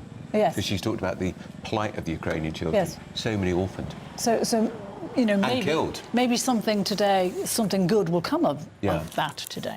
And is it slightly sexist that she's staying back with the Princess of Wales to go and see a scout pack? Catherine is the patron. I mean, if I was her, I'd rather go shopping, frankly. But I mean, the thing is, you know, she's. You always want to go shopping. Well, I do. That is true. But you know, she's working. She's actually working. This is not a fun trip for her either. She's working, so she's got to do. And the Princess of Wales has looked amazing, considering she's not long over cancer either. I know. Interesting, that outfit she wore that to something else last year. I can't remember. Jonathan, we focus. Oh, sorry. Go. But we focus so much on the relationship between the key players here, so Trump, the King, the Prime Minister, but there's so much going on behind the scenes, isn't there? The officials, they'll be building important relationships as well when it comes to making trade deals. And absolutely, and that is why I reiterate the point that having bilateral meetings is not a bad thing. I think that we do need to have an important relationship with the United States. I've never said otherwise, I never would say, but having a state visit with this pomp is what I object to when we are not securing the concessions and the quid pro quos in return. All right, panel, we've enjoyed having you. You're going to be back with us later. Now, we've got... What is the time? It is 11 o'clock. It is, yes. It's time for some headlines. And as we've just been saying, Donald Trump is arriving at Chequers. There we go. He's just arrived, in fact, at Chequers. We saw him coming down the steps of the helicopter to meet Keir Starmer after a short flight from Windsor. Yesterday was all about pomp and pageantry, but today is time for business, and we'll be there throughout the day. GB News.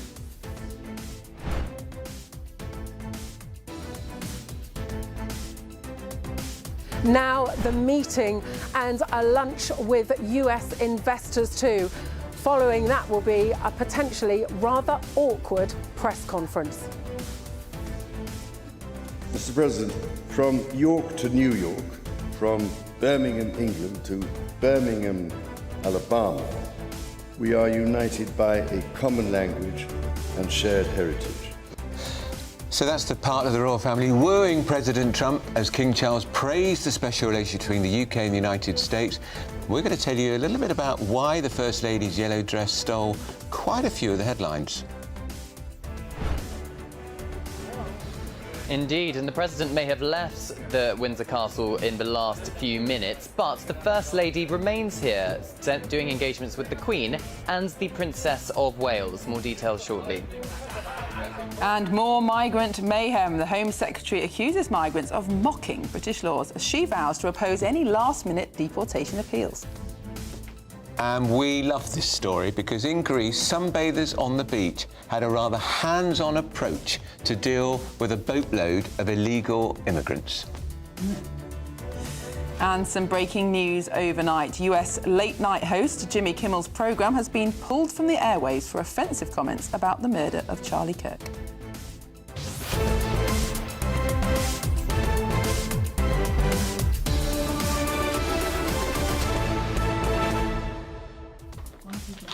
So, an historic day, the first time in history, second state visit for the same president, two monarchs. I think Obama and George W. Bush were both offered tea with the Queen on their second visit to the UK. That's not the same as rolling out all the stops. Not the same. I mean, it is, of course, it's wonderful for the United States and it's a great honour, but there's something wonderful about it for Britain as well, because seeing all that on display, seeing the pageantry, seeing Britain the King... at its best. Yes, absolutely. Nobody does it better. Nobody can, and nobody can compete with that. Thousands of years of history. And I'd rather have a carriage than the beast, wouldn't you, Andrew? Exactly, but I'd rather have a king than a president, I must say. Not criticising President Trump, but I just think it's fantastic having a king in a carriage. We want to know what you think. send your comments by visiting gbnews.com/yoursay. But first of all, here's the news with Tatiana Sanchez.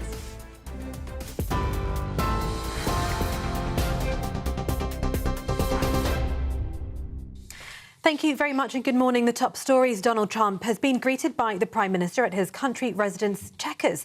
That is after leaving Windsor Castle this morning. The US President Donald Trump departed earlier today. He and King Charles shook hands as they bid farewell. Mr. Trump telling reporters he's a great gentleman and a great king. The Business and Trade Department says the agreements of £150 billion from America to UK will create over 7,500 jobs in all areas of the country. They say the package reflects the scale of ambition shared by both nations. A large majority of the money agreed in that deal will come from Blackstone, the world's largest alternative asset manager, which unveiled plans for a £90 billion investment in the UK over the next decade. Prime Minister Sir Keir Starmer saying the investments are a testament to Britain's economic strength and a bold signal that our country is open, ambitious and ready. Chief Secretary to the Treasury James Murray spoke to GB News about the US record-breaking investment. There's a US company called X Energy. They're going to be working with Centrica, who own British Gas, to invest in building up to 12 advanced modular reactors. That's small nuclear power reactors. Now, these 12 reactors will create energy for 1.5 million homes, 2,500 jobs, and add billions to the economy. So it's a really important thing. That's going to take place in Hartlepool, bringing jobs and prosperity in that local area. So some of this investment will happen almost immediately. Some of them are ready to go, in the coming weeks and months. Others will be over the next 10 years because we're talking about obviously sizable investments here in long-term projects. So it depends on which individual project, exactly when the investment is delivered. That investment announcement was announced last night during the Windsor Castle State Banquet, which Donald Trump called one of his highest honours of his life. The US president said it was a privilege to be the first American president treated to a second state visit as the first day of his unprecedented trip drew to a close. King Charles used his speech to reflect on the enduring relationship between the two nations and even referenced support for Ukraine. Our countries have the closest defence, security and intelligence relationship ever known. In 2 world wars, we fought together to defeat the forces of tyranny. Today, as tyranny once again threatens Europe, we and our allies stand together in support of Ukraine to deter aggression and secure peace. US talk show host Jimmy Kimmel's late-night programme has been suspended following comments he made about the shooting of Charlie Kirk. Kimmel used his show on Monday night to accuse Donald Trump and his allies of doing their best to fan the flames following Charlie Kirk's assassination last week. A spokesperson for the Disney-owned network ABC said the programme will be off the airwaves indefinitely. President Donald Trump was quick to comment, taking to Truth Social to congratulate ABC and writing that Kimmel has zero talent. Kimmel is yet to publicly comment. In other news, interest rates are widely expected to be held at 4% when policymakers at the Bank of England meet today. The bank rate was cut from 4.25% to 4% by the bank's Monetary Policy Committee at its last meeting in August. It took the rate down to its lowest level for more than 2 years, but many analysts believe there'll be no further cuts during the rest of this year. The decision will be revealed in around an hour's time and comes after official data yesterday showed prices were rising at nearly twice the target level, driven by higher cost of food. An anti-slavery watchdog has warned that migrants can be exploited after they arrive on UK soil after Home Secretary Shabana Mahmood's suggestion that some misuse anti-slavery laws to avoid deportation. The Home Secretary says last-minute claims are undermining the government's new partial returns deal with France. Deportation chaos has sparked an urgent review of Britain's modern slavery laws. The Home Office is to lodge an appeal today against a High Court decision temporarily blocking the deportation of an Eritrean man under the UK-France migrant returns deal. The man, who cannot be named for legal reasons, had been due to board a flight yesterday morning, but remained in the UK after a judge granted him a short period of interim relief. And finally in sport, Jose Mourinho has agreed a 2-year deal to become Benfica's new head coach. The 62-year-old was sacked last month by Turkish side Fenerbahce after just over a year in charge, but has secured a swift return to management at the club, where he was briefly in charge between September and December of 2000. Mourinho, who has also enjoyed successful managerial spells in England, Spain and Italy, is set to take charge of his first training session today. Those are the latest headlines for now. More in half an hour. Tune into GB News Radio wherever you are. Online, on DAB Digital Radio, on TuneIn, on Radio Pair and on your smart speaker. Just say, play GB News. Cheers Britannia Wine Club proudly sponsors the GB News Financial Report. And here's a quick snapshot of today's markets. The pound buying you $1.3640 and €1.1531. The price of gold is £2,691.17 per ounce. The FTSE 100 is at 9,240 points. Cheers Britannia Wine Club proudly sponsors the GB News Financial Report.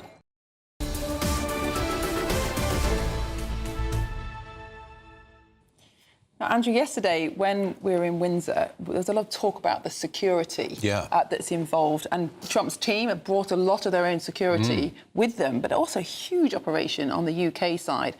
And outside the castle, we saw police forces from all over the country. We were talking to some policemen from Northern Ireland who were there guiding the main gate. So a massive cross-country effort. We are going to go back to Chequers because we can be reunited with my old sparring partner, Bev Turner, who is now part of our fab crack US team. Bev, morning. Lovely to see you, looking fabulous. How is it going?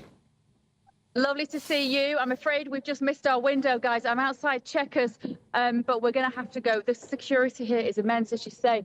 The schedule is incredibly tight. Stay with GB News. We're back in just a bit. All right, that's Bev Turner. We'll be back. Well, let's speak to Catherine Forst, who is at Chequers too. Catherine.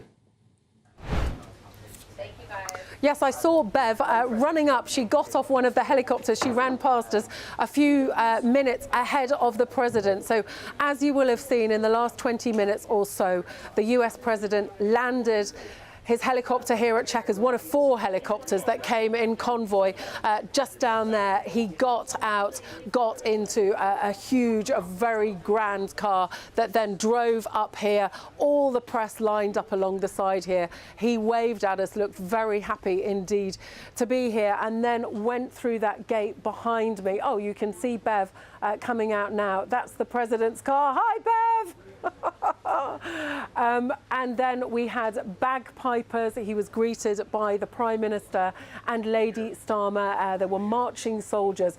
Of course, the Prime Minister can't really compete with the royal family in terms of pomp and pageantry, but still, they are pulling out all the stops here. And the hope is, of course, that having given Donald Trump such an incredible day at Windsor, he said that it was one of the highest honours of his life.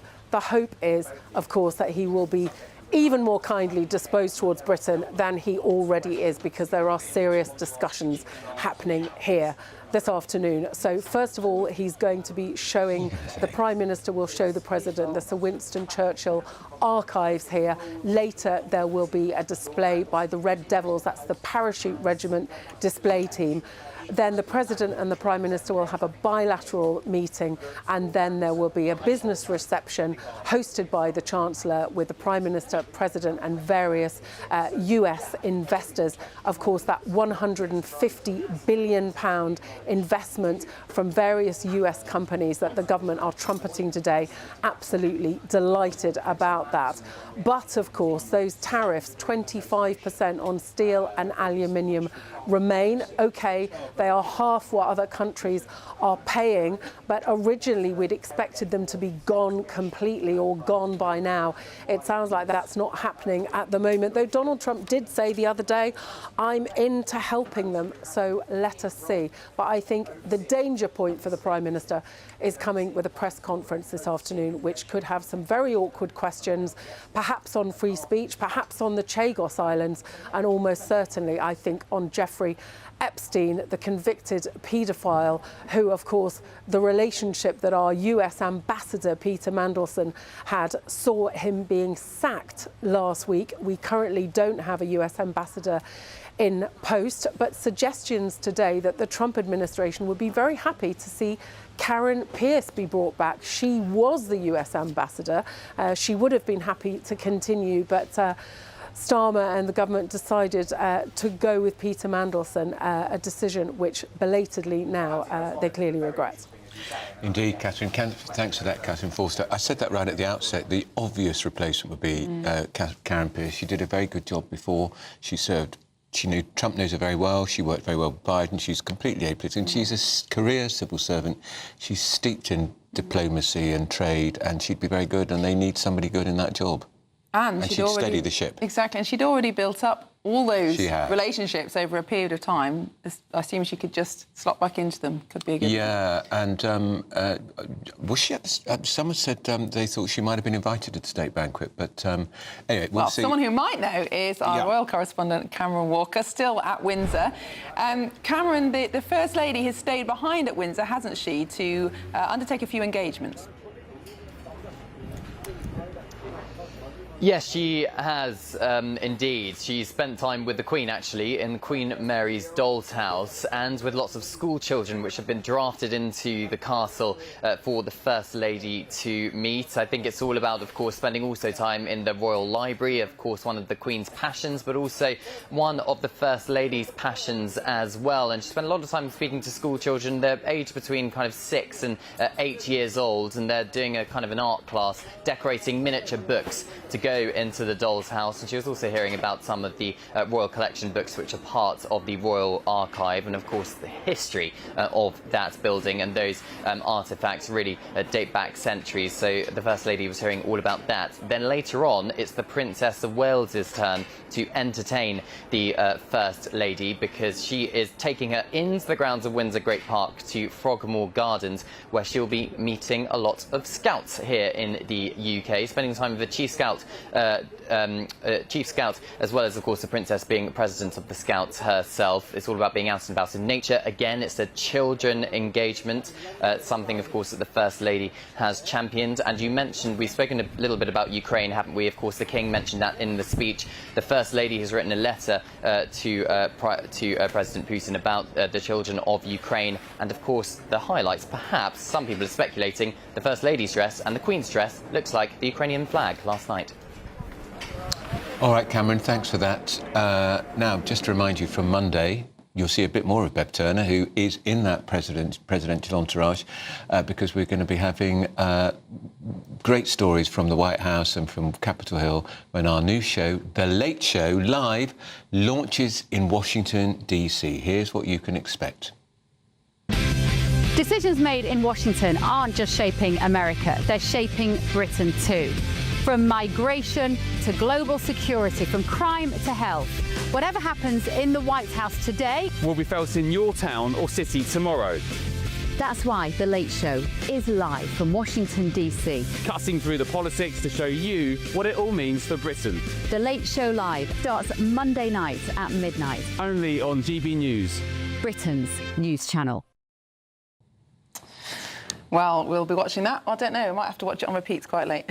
You'll be up there, Andrew, won't you? Well, yeah, and the thing is, we will be there'll be lots of repeats, and you can do it on catch up. And I think it's going to be a great show. And we know that Bev's got a pretty good rapport already with the President of the United States, which is no bad thing. Absolutely, and an amazing launch a couple of weeks ago. Lots of the key figures from Washington were there, so we're expecting great things. Yeah, and I'm fascinated by Trump's press secretary. She's an extraordinary woman. What is she, 28, 29? Yes, Caroline Levitt. Yeah. And, of course, they'll be doing lots of other hits for us throughout the day. They will. On the normal programmes. Well, let's move on now, because we're joined by GB News' Home and Security Editor, Mark White, who's been covering, of course, the one-in, one-out deal, which is supposed to return migrants who have come across on small boats back to France. Is it working, Mark? The most stupidly named policy ever. Well, exactly. I mean, I have a real bee in my bonnet about the one-in, one-out description anyway, because it is not that. It never has been that. No. But this government wants us to describe it as one-in, one-out. So it has this illusion that they're sending migrants back for every person that comes into the country illegally. And that is not what's happening. 5,600 plus have arrived here in the 6 weeks or so since this deal became operationalised. Not a single migrant thus far has been returned to France. Now, this is day 4. And as far as I'm aware, no migrant has yet taken off for France. We have had word from the Home Office that they believe that they will get some migrants returned during the course of this week, but they're running out of days, given that, you've got 2 days until the weekend again. And we were told that actually it was going to be very modest. It was about 40 migrants that were going to be returned to France. They can't even get 40 migrants returned to France. And if they do get some off, it's going to be a very token number at the end of the day anyway, that I'm sure they'll fall over themselves to tell us about the second they get word that a flight has successfully taken off containing a migrant. But if we were proposing to deport 40 this week, Mark, are France bringing in 40? That would be the plan. And the Home Office confirmed that? I wish they would. No, they won't go into what they describe as speculation at this stage. Very convenient for them. I can't imagine that they could possibly... Well, I say I can't imagine. It might happen, but there would be an almighty row if we take 40 asylum seekers from France into the UK with only a handful having gone to France. Surely you hold on to them until you get that number having been sent to France to send them. But listen, anything is possible with the current system. It is just reaching farcical levels now. And it is a case, I think, of this government realising the frustrations that the Conservatives faced at multiple points as they tried to enact the Rwanda policy. Yeah, maybe they should have persevered with Rwanda instead of cancelling it on day 1, Mark. Well, I think there's a very strong argument to be made that they should have at least given it a go to see how it would have gone. Because, as I said last hour, I honestly think that had the previous government or Labour, if they adopted it, committed to 100% of those coming across the channel from a set date then being sent to Rwanda, it would take 2 or 3 weeks and the business model would be broken. If you're a migrant paying thousands of pounds to a people smuggler, you're not going to do that if you know that you're going to then end up in Africa as a result. So the business model would disappear. Except, as we've seen this week, there is a whole army of lawyers in this country who will do everything they can to prevent that from happening. And they will continue to do that, yes. Whatever the outcome in terms of Shabana Mahmood's appeal to the Court of Appeal, there will be many more appeals. The process of returning will be frustrated, I think, at every turn going forward. And Mark, I assume most of the migrants who've challenged this successfully in the court have done so on legal aid. They would have done on legal aid, absolutely. They're not going to have the money to pay for this. And you think all the families who probably have a genuine case for legal aid who can't get it because of cutbacks, but these migrants get legal aid as well? They do. It's just one indignity after another. It is. Well, Mark, thank you very much for your expertise again. Well, don't go anywhere because US President Donald Trump and Keir Starmer are going to be having talks in Chequers as we speak. We'll be across all those developments. You're watching Britain's Newsroom, Britain's favourite morning show on GB News.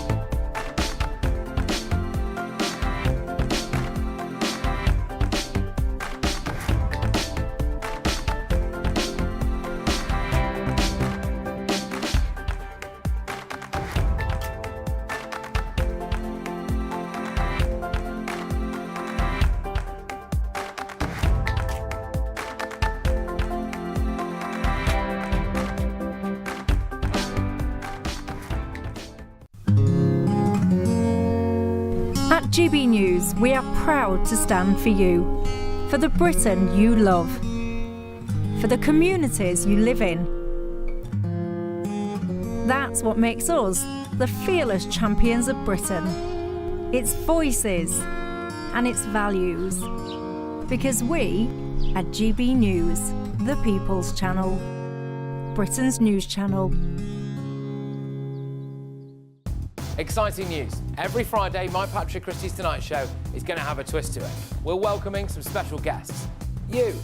That's right, on Fridays I'm going to be doing my show in front of a live studio audience because this show is about you and what you have to say. It's going to be the same big debates, same big topics, same big opinions, but every Friday night at 9 p.m. you are invited to come on down to Patrick Christie's Tonight to be a part of the action. Only on GB News, the People's Channel, Britain's news channel. Decisions made in Washington aren't just shaping America, they're shaping Britain too. From migration to global security, from crime to health. Whatever happens in the White House today will be felt in your town or city tomorrow.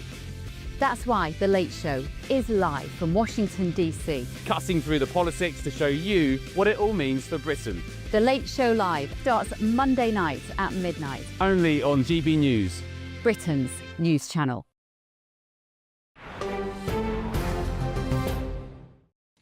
So we've got some significant breaking news. We're going to go straight to Mark White, our Home and Security Editor. Mark. Well, we did see just a couple of minutes ago that the second the government got a single migrant off the ground and back to France, they would be trumpeting that fact, and that is exactly what has happened. Confirmation now from the Home Office that the first small boat migrant under this returns deal, partial returns deal with France, has now left on an Air France flight this morning off to Paris Charles de Gaulle Airport.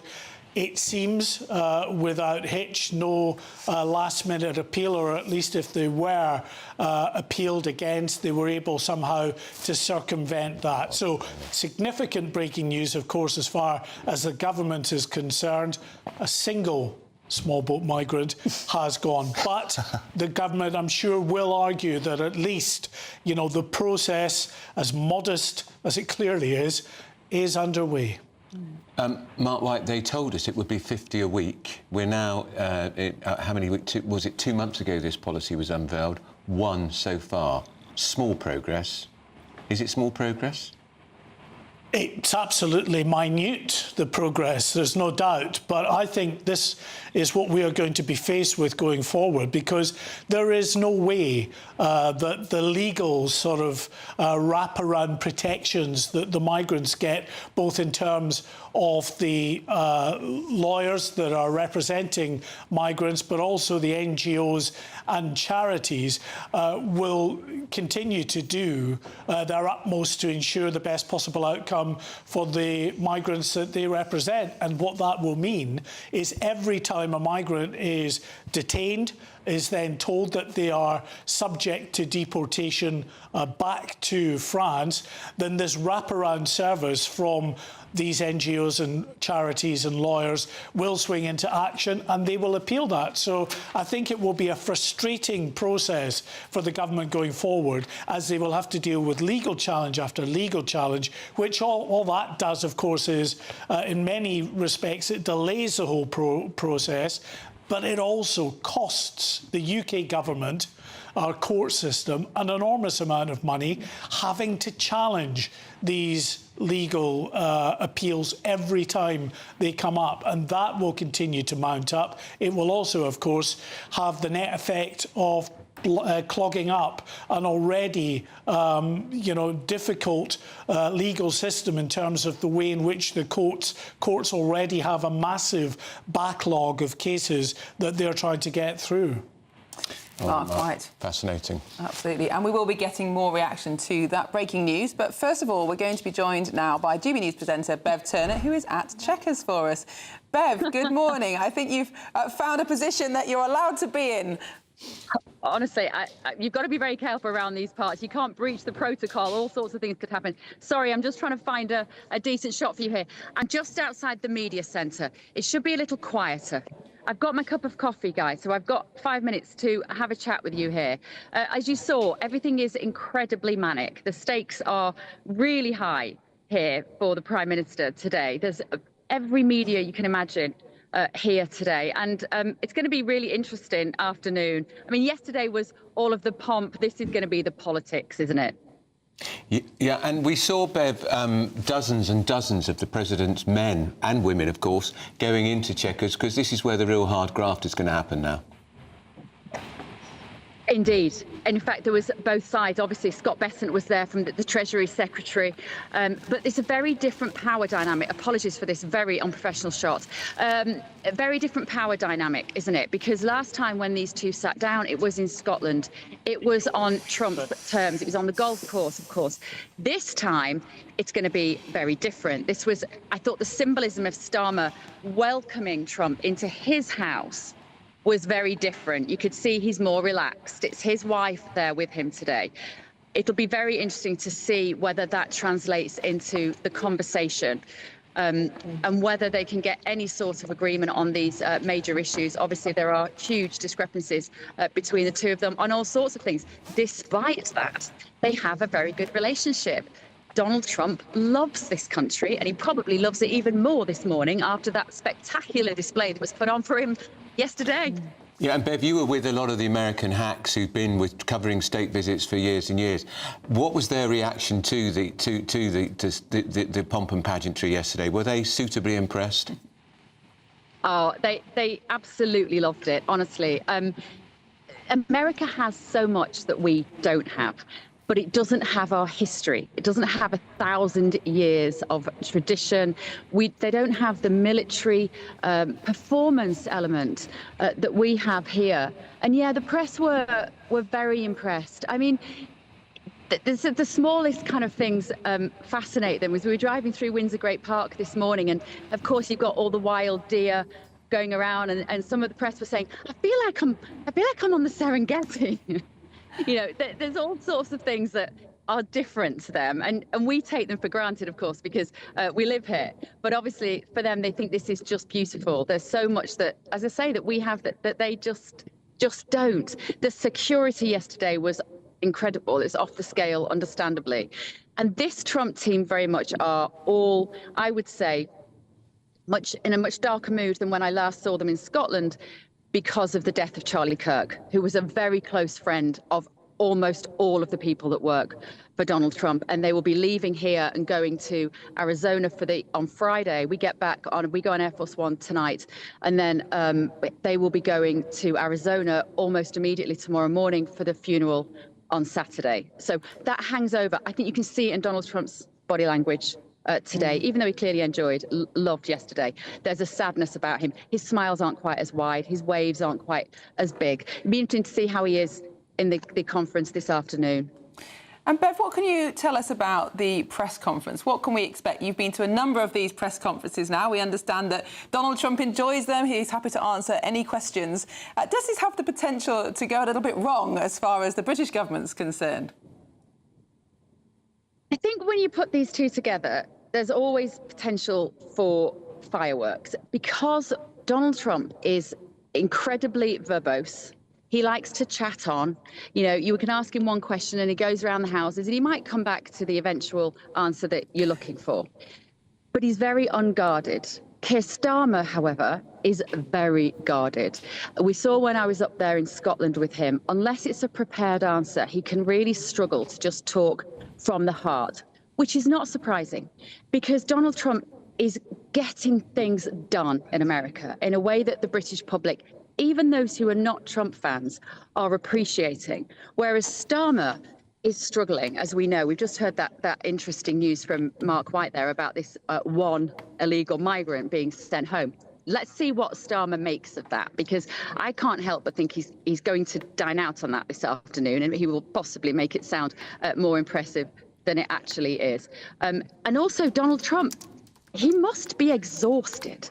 Like, there's the schedule, like we in the press, we're all kind of exhausted this morning, but he must be so tired. He was tweeting at 1 o'clock in the morning. Amazing. Or putting posts out on Truth Socials, and went to bed very late, was up first thing this morning. He might be a bit tetchy after lunch. Let's see, and so it could be quite interesting between the two of them. Well, you'll be there for us, Bev, and we look forward to your question, because I suspect if he sees you, he'll take one of your questions. You've been lauded in The Spectator this week, I don't know if you know this, Bev, as one of his favourite journalists. I did see that, but do you know what, Andrew? Let's see who's in charge. Yeah, I know, I was saying this... very different. I said this earlier to Miriam, it's on the Prime Minister's turf today. Will he assert himself, or will the President, will the Donald, overwhelm him? I suspect the latter. Well, maybe, but Donald Trump gets he's not intimidated. He's not intimidated by anyone, is he? But he gets quite polite sorry about this camera angle. He gets quite polite in British official situations, I think. You know, he's a little bit reverential. And actually, he's going to be sat in Chequers. He might sit back a little bit and let Keir Starmer take the lead. I hope not. Because it's much more fun when Donald Trump takes the lead. I mean, if Starmer's got anything to do with it, he may not ask me a question.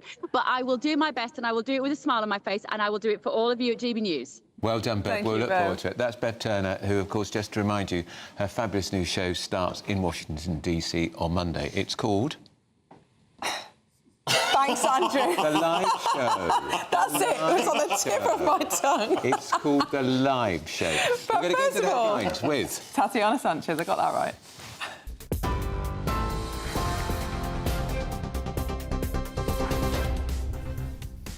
Thank you very much. Donald Trump has been greeted by the Prime Minister at his country residence, Chequers, after leaving Windsor Castle this morning. He and King Charles shook hands as they bid farewell. Mr. Trump telling reporters he's a great gentleman and a great king. It follows last night's promise of a £150 billion US investment. US talk show host Jimmy Kimmel's late-night programme has been suspended following comments he made about the shooting of Charlie Kirk. Kimmel used his show on Monday night to accuse Donald Trump and his allies of doing their best to fan the flames following Charlie Kirk's assassination last week. An Egyptian asylum seeker who was jailed for raping a woman in London's Hyde Park is a convicted Islamic terrorist, according to reports. 42-year-old Abdul Rahman Adnan Abuela was found guilty in his absence of being part of a bomb-making cell in Egypt and given a 7-year jail sentence on May the 5th of 2015. Abuela, along with 6 other men, was said to be responsible for making explosives in a safe house flat in order to carry out terrorist acts, including blowing up electricity pylons and gas pipes. Interest rates are widely expected to be held at 4% when policymakers at the Bank of England meet today. The bank rate was cut from 4.25% to 4% by the bank's Monetary Policy Committee at its last meeting in August. Jose Mourinho has agreed a 2-year deal to become Benfica's new head coach. The 62-year-old was sacked last month by Turkish side Fenerbahce. Those are the headlines for now. More from me at midday. Tune into GB News Radio wherever you are, online, on DAB digital radio, on TuneIn, on Radio Player, and on your smart speaker. Just say, play GB News.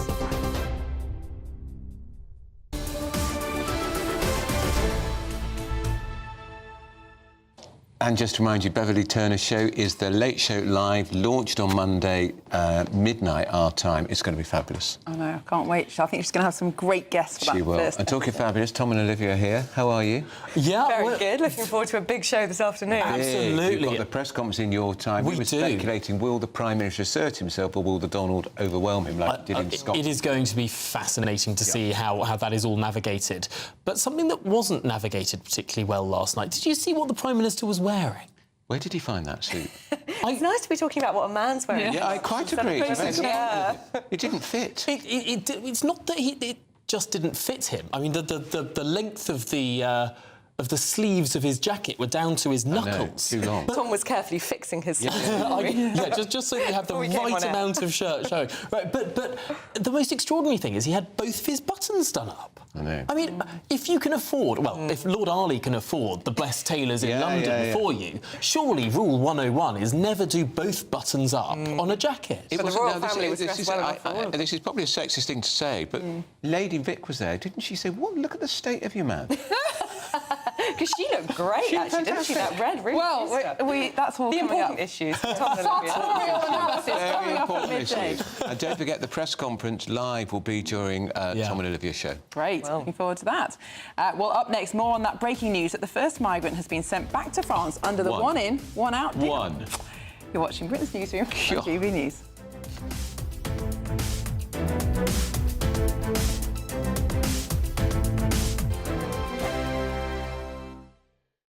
Hello, very good day to you. This is your latest GB News weather update coming to you from the Met Office. Yes, there will be a bit of sunshine for some of us through today, but also some rain pushing in, particularly across some northern western parts. That's because there's a frontal system that's making its way in, and worth bearing in mind the trailing cold front is going to linger across some parts through the rest of the week into the weekend. But for the time being, the rain's mainly across parts of Wales, and the rain will be pushing into parts of northern England and also across Northern Ireland as we go through the afternoon. A bit of rain across the far north of Scotland where we have some strong winds. Elsewhere, some drier, brighter weather, some sunshine breaking through. And in the south-southeast, here temperatures should get to highs of around 23 or 24 Celsius. Worth bearing in mind that across some southern parts, the cloud will be thick enough for a few spots of drizzly rain through this afternoon and into the evening. But really for much of central southern England and much of Wales, it's a dry end to the day here. Through the evening, it's looking pretty wet across much of Northern Ireland and parts of northwest England in particular, and that rain pushing into southern Scotland as well. Across the rest of Scotland, it's looking drier, albeit a few outbreaks of rain continuing across the far north of Scotland for a little while yet.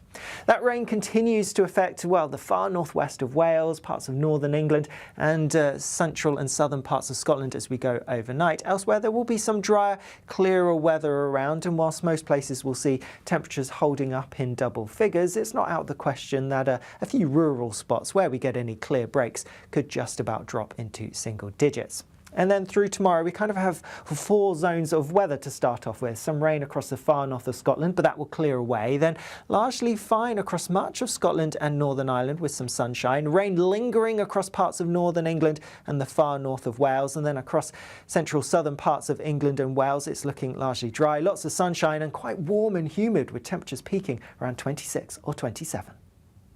Westminster, the ultimate clique. And you're fighting like rats in a sack. But here on the Camilla Tominey Show, we ask the questions the establishment media is too scared to ask. OK, let me ask you a straight question, because I know you're a straight-talking politician. Whether it's net zero, illegal immigration or law and order, nothing is off limits. You had the power then.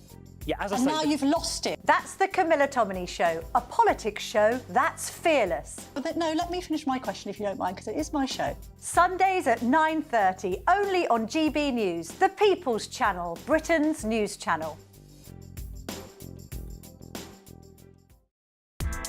Join me, Nana Akwe, for an informative, interactive news programme with a difference.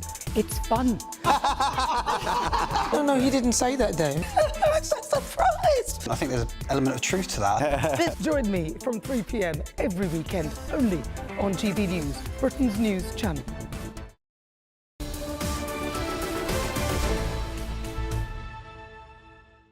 Welcome back. It's 11:43. You're watching Britain's Newsroom on GB News with Andrew Pearce and Miriam Cates. So, a lot of people will be able to relate to this. Families have been appalled after a traveller camp was set up in what's been described as a land grab.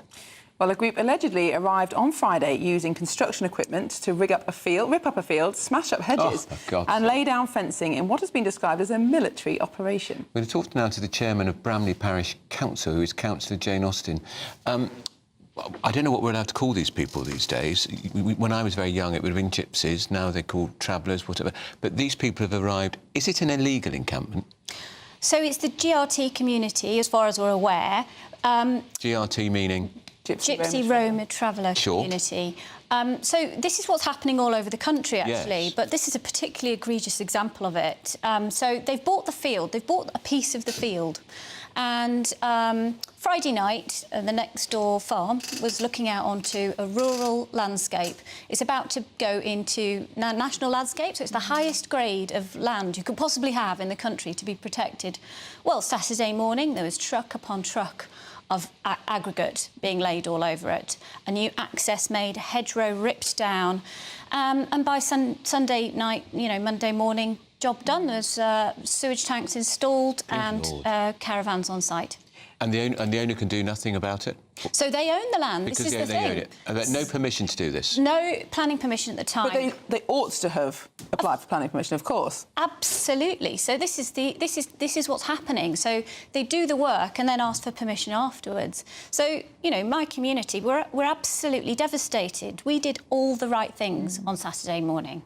We called the police, we called the council, we called the planning enforcement team. We said, you've got to get someone on site right now. We need a stop notice. It's a planning stop notice you enforce. Well, none of us got any response, and here we were told eventually, someone will come on Monday morning to inspect the site. Too late. It's too late.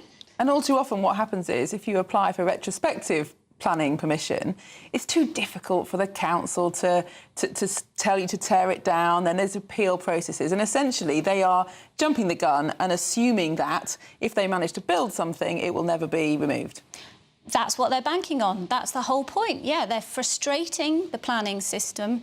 It's using the laws that we all abide by, but not applying them to themselves. And this is what's really frustrating, because we do, all of us locally, we all apply, you know, we all follow the law, and we all really care about the area that we live in. We know it's beautiful and we want to protect it. And just to see it devastated like that, you know, we're talking potentially years and years of planning enforcement action, and if ever enforcement is actually taken. Well, Jane Austen, thank you so much for joining us this morning. And we do need to read this right of reply from Guildford Borough Council. We have to do these things, I'm afraid. It would be boring as hell. We're aware of the work carried out at the weekend on the site in Unstead Lane, Bramley, and understand the concerns raised by local residents. We're investigating this as a priority. Council officers have been on site and completed other background work to gain a full understanding of the situation to inform our next steps. We can't predict or prevent this type of incident occurring, but we will react and manage it as quickly as possible. And they haven't said that they're going to tell them to apply for permission? I understand an application has gone in now. It's just whether the council choose to validate it. Well, if they can build that in 2 days, maybe they should be building HS2. Well, moving on, if you're in search of some holiday sun, here's the forecast for some of our top European destinations.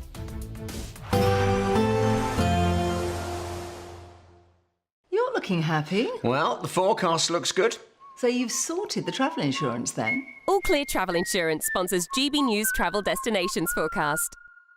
A northerly breeze bringing a slightly cooler feel to some of the Greek islands for the next day or so. Meanwhile, in the Canaries, temperatures above average, over 30 degrees through Friday and Saturday. 1 or 2 showers over northern Spain, but most of the beaches dry, fine and sunny, and some lovely sunshine to be had across Italy. Sunny in Greece. As I said, there is a bit of a breeze blowing. Temperature will be rising in Santorini as we go through the weekend. At the same time, we'll see those temperatures dropping off a bit in Tenerife.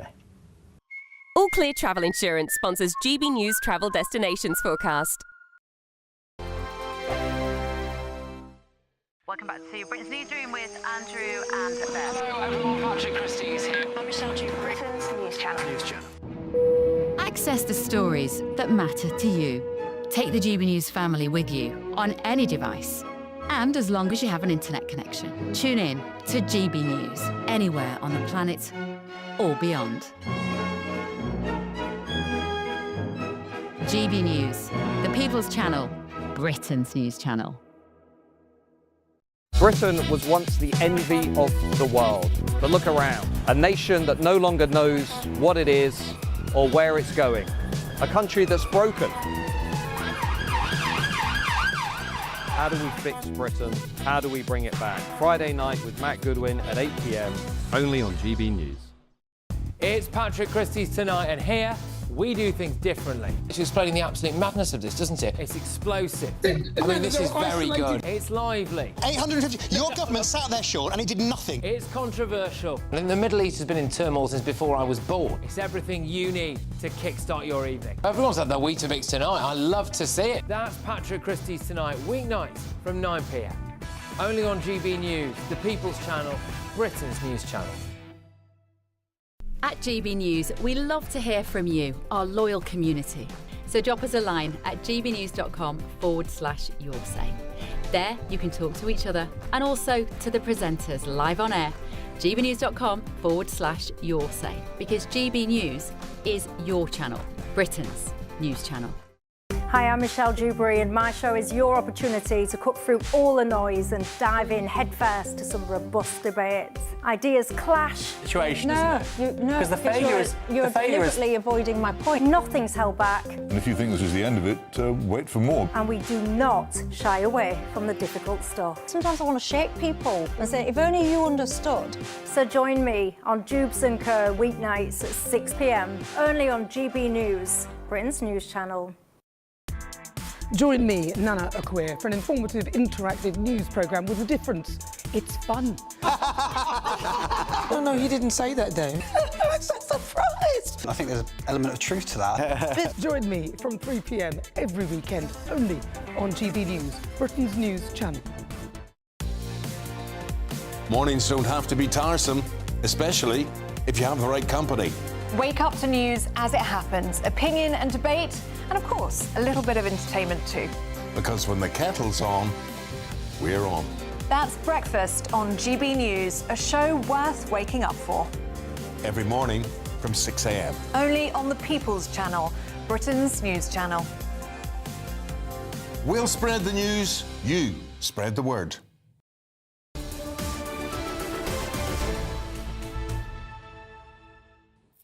Welcome back to Britain's Newsroom. And in the last few moments, while the President has been at Chequers, the First Lady of the United States has stayed in Windsor with the Queen, where she's touring Queen Mary's dollhouse at the Royal Library at Windsor Castle. But on the screen at the moment, we can see Trump and Prime Minister Starmer sitting around a very cosy fire there. Yeah,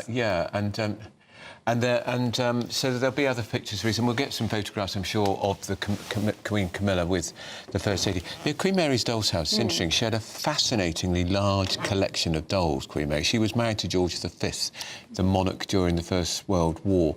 She used to pinch them. She used to stay at people's homes, and she said, "You don't mind if I do?" And what could people say to the Queen? Yes, of course. So off she went. So she has this extraordinary collection of dolls. It dominated the Museum of Childhood in Bethnal Green. I actually saw it, and I said to the curator, "How can one person have had so many dolls?" She said, "She helped herself. She was a kleptomaniac." Isn't that extraordinary? Yes. Well, I suppose if you are the Queen, you can get away with anything. Yeah. And they were not dolls like Cindy dolls. They were often tiny ornamental dolls. I see. Yeah, and some dolls that you would put on the child's bed. And she was collecting right to the end. Wow. So quite an extraordinary collection then. Yeah, it is. And it is. So when you say why would the First Lady want to see a collection of dolls? Because it is an extraordinary collection. Yeah. It really is. And I think you said that if you tour Windsor Castle as a member of the public, this is also something that's on display. And here we go. We've got pictures now of Melania Trump meeting scouts, or I think they're probably beavers by the size of them. Very sweet. She's gone there with the Princess of Wales, I believe. And just imagine when Mum and Dad see that photograph of their son meeting the First Lady. Of course, he hasn't got a clue who's meeting. He's been showing her his picture, and she is looking very, very elegant. Do you see the size of her nails? Yeah. I didn't. I have now. Yeah, and that is the Chief Scout, whose name escapes me, with the First Lady, who sat on a chair, and Catherine, the Princess of Wales, is sat at a table in the grounds of Windsor Castle with some children. It's rather cute. And both women famously adore children and do an awful lot behind the scenes to advance children's rights and put pressure on their husbands, probably. Yeah, and don't forget the First Lady's been hugely significant about children in Ukraine who've been orphaned by the war in Russia. And she's taken on Putin over it too. Really significant.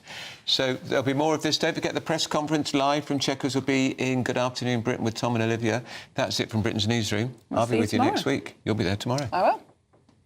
That's right, an absolutely gang-busting show for you today. But is it going to be as gang-busting as the Prime Minister wants to be? After all, just one migrant has been sent back so far under this one-in, one-out deal.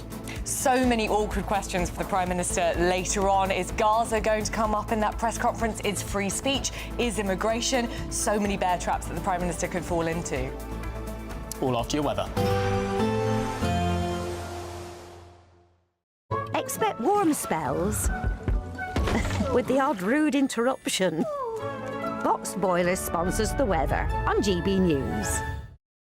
Hello, very good day to you. This is your latest GB News weather update coming to you from the Met Office. Yes, there will be a bit of sunshine for some of us through today, but also some rain pushing in, particularly across some northern western parts. That's because there's a frontal system that's making its way in, and worth bearing in mind the trailing cold front is going to linger across some parts through the rest of the week into the weekend. But for the time being, the rain's mainly across parts of Wales, and the rain will be pushing into parts of northern England and also across Northern Ireland as we go through the afternoon.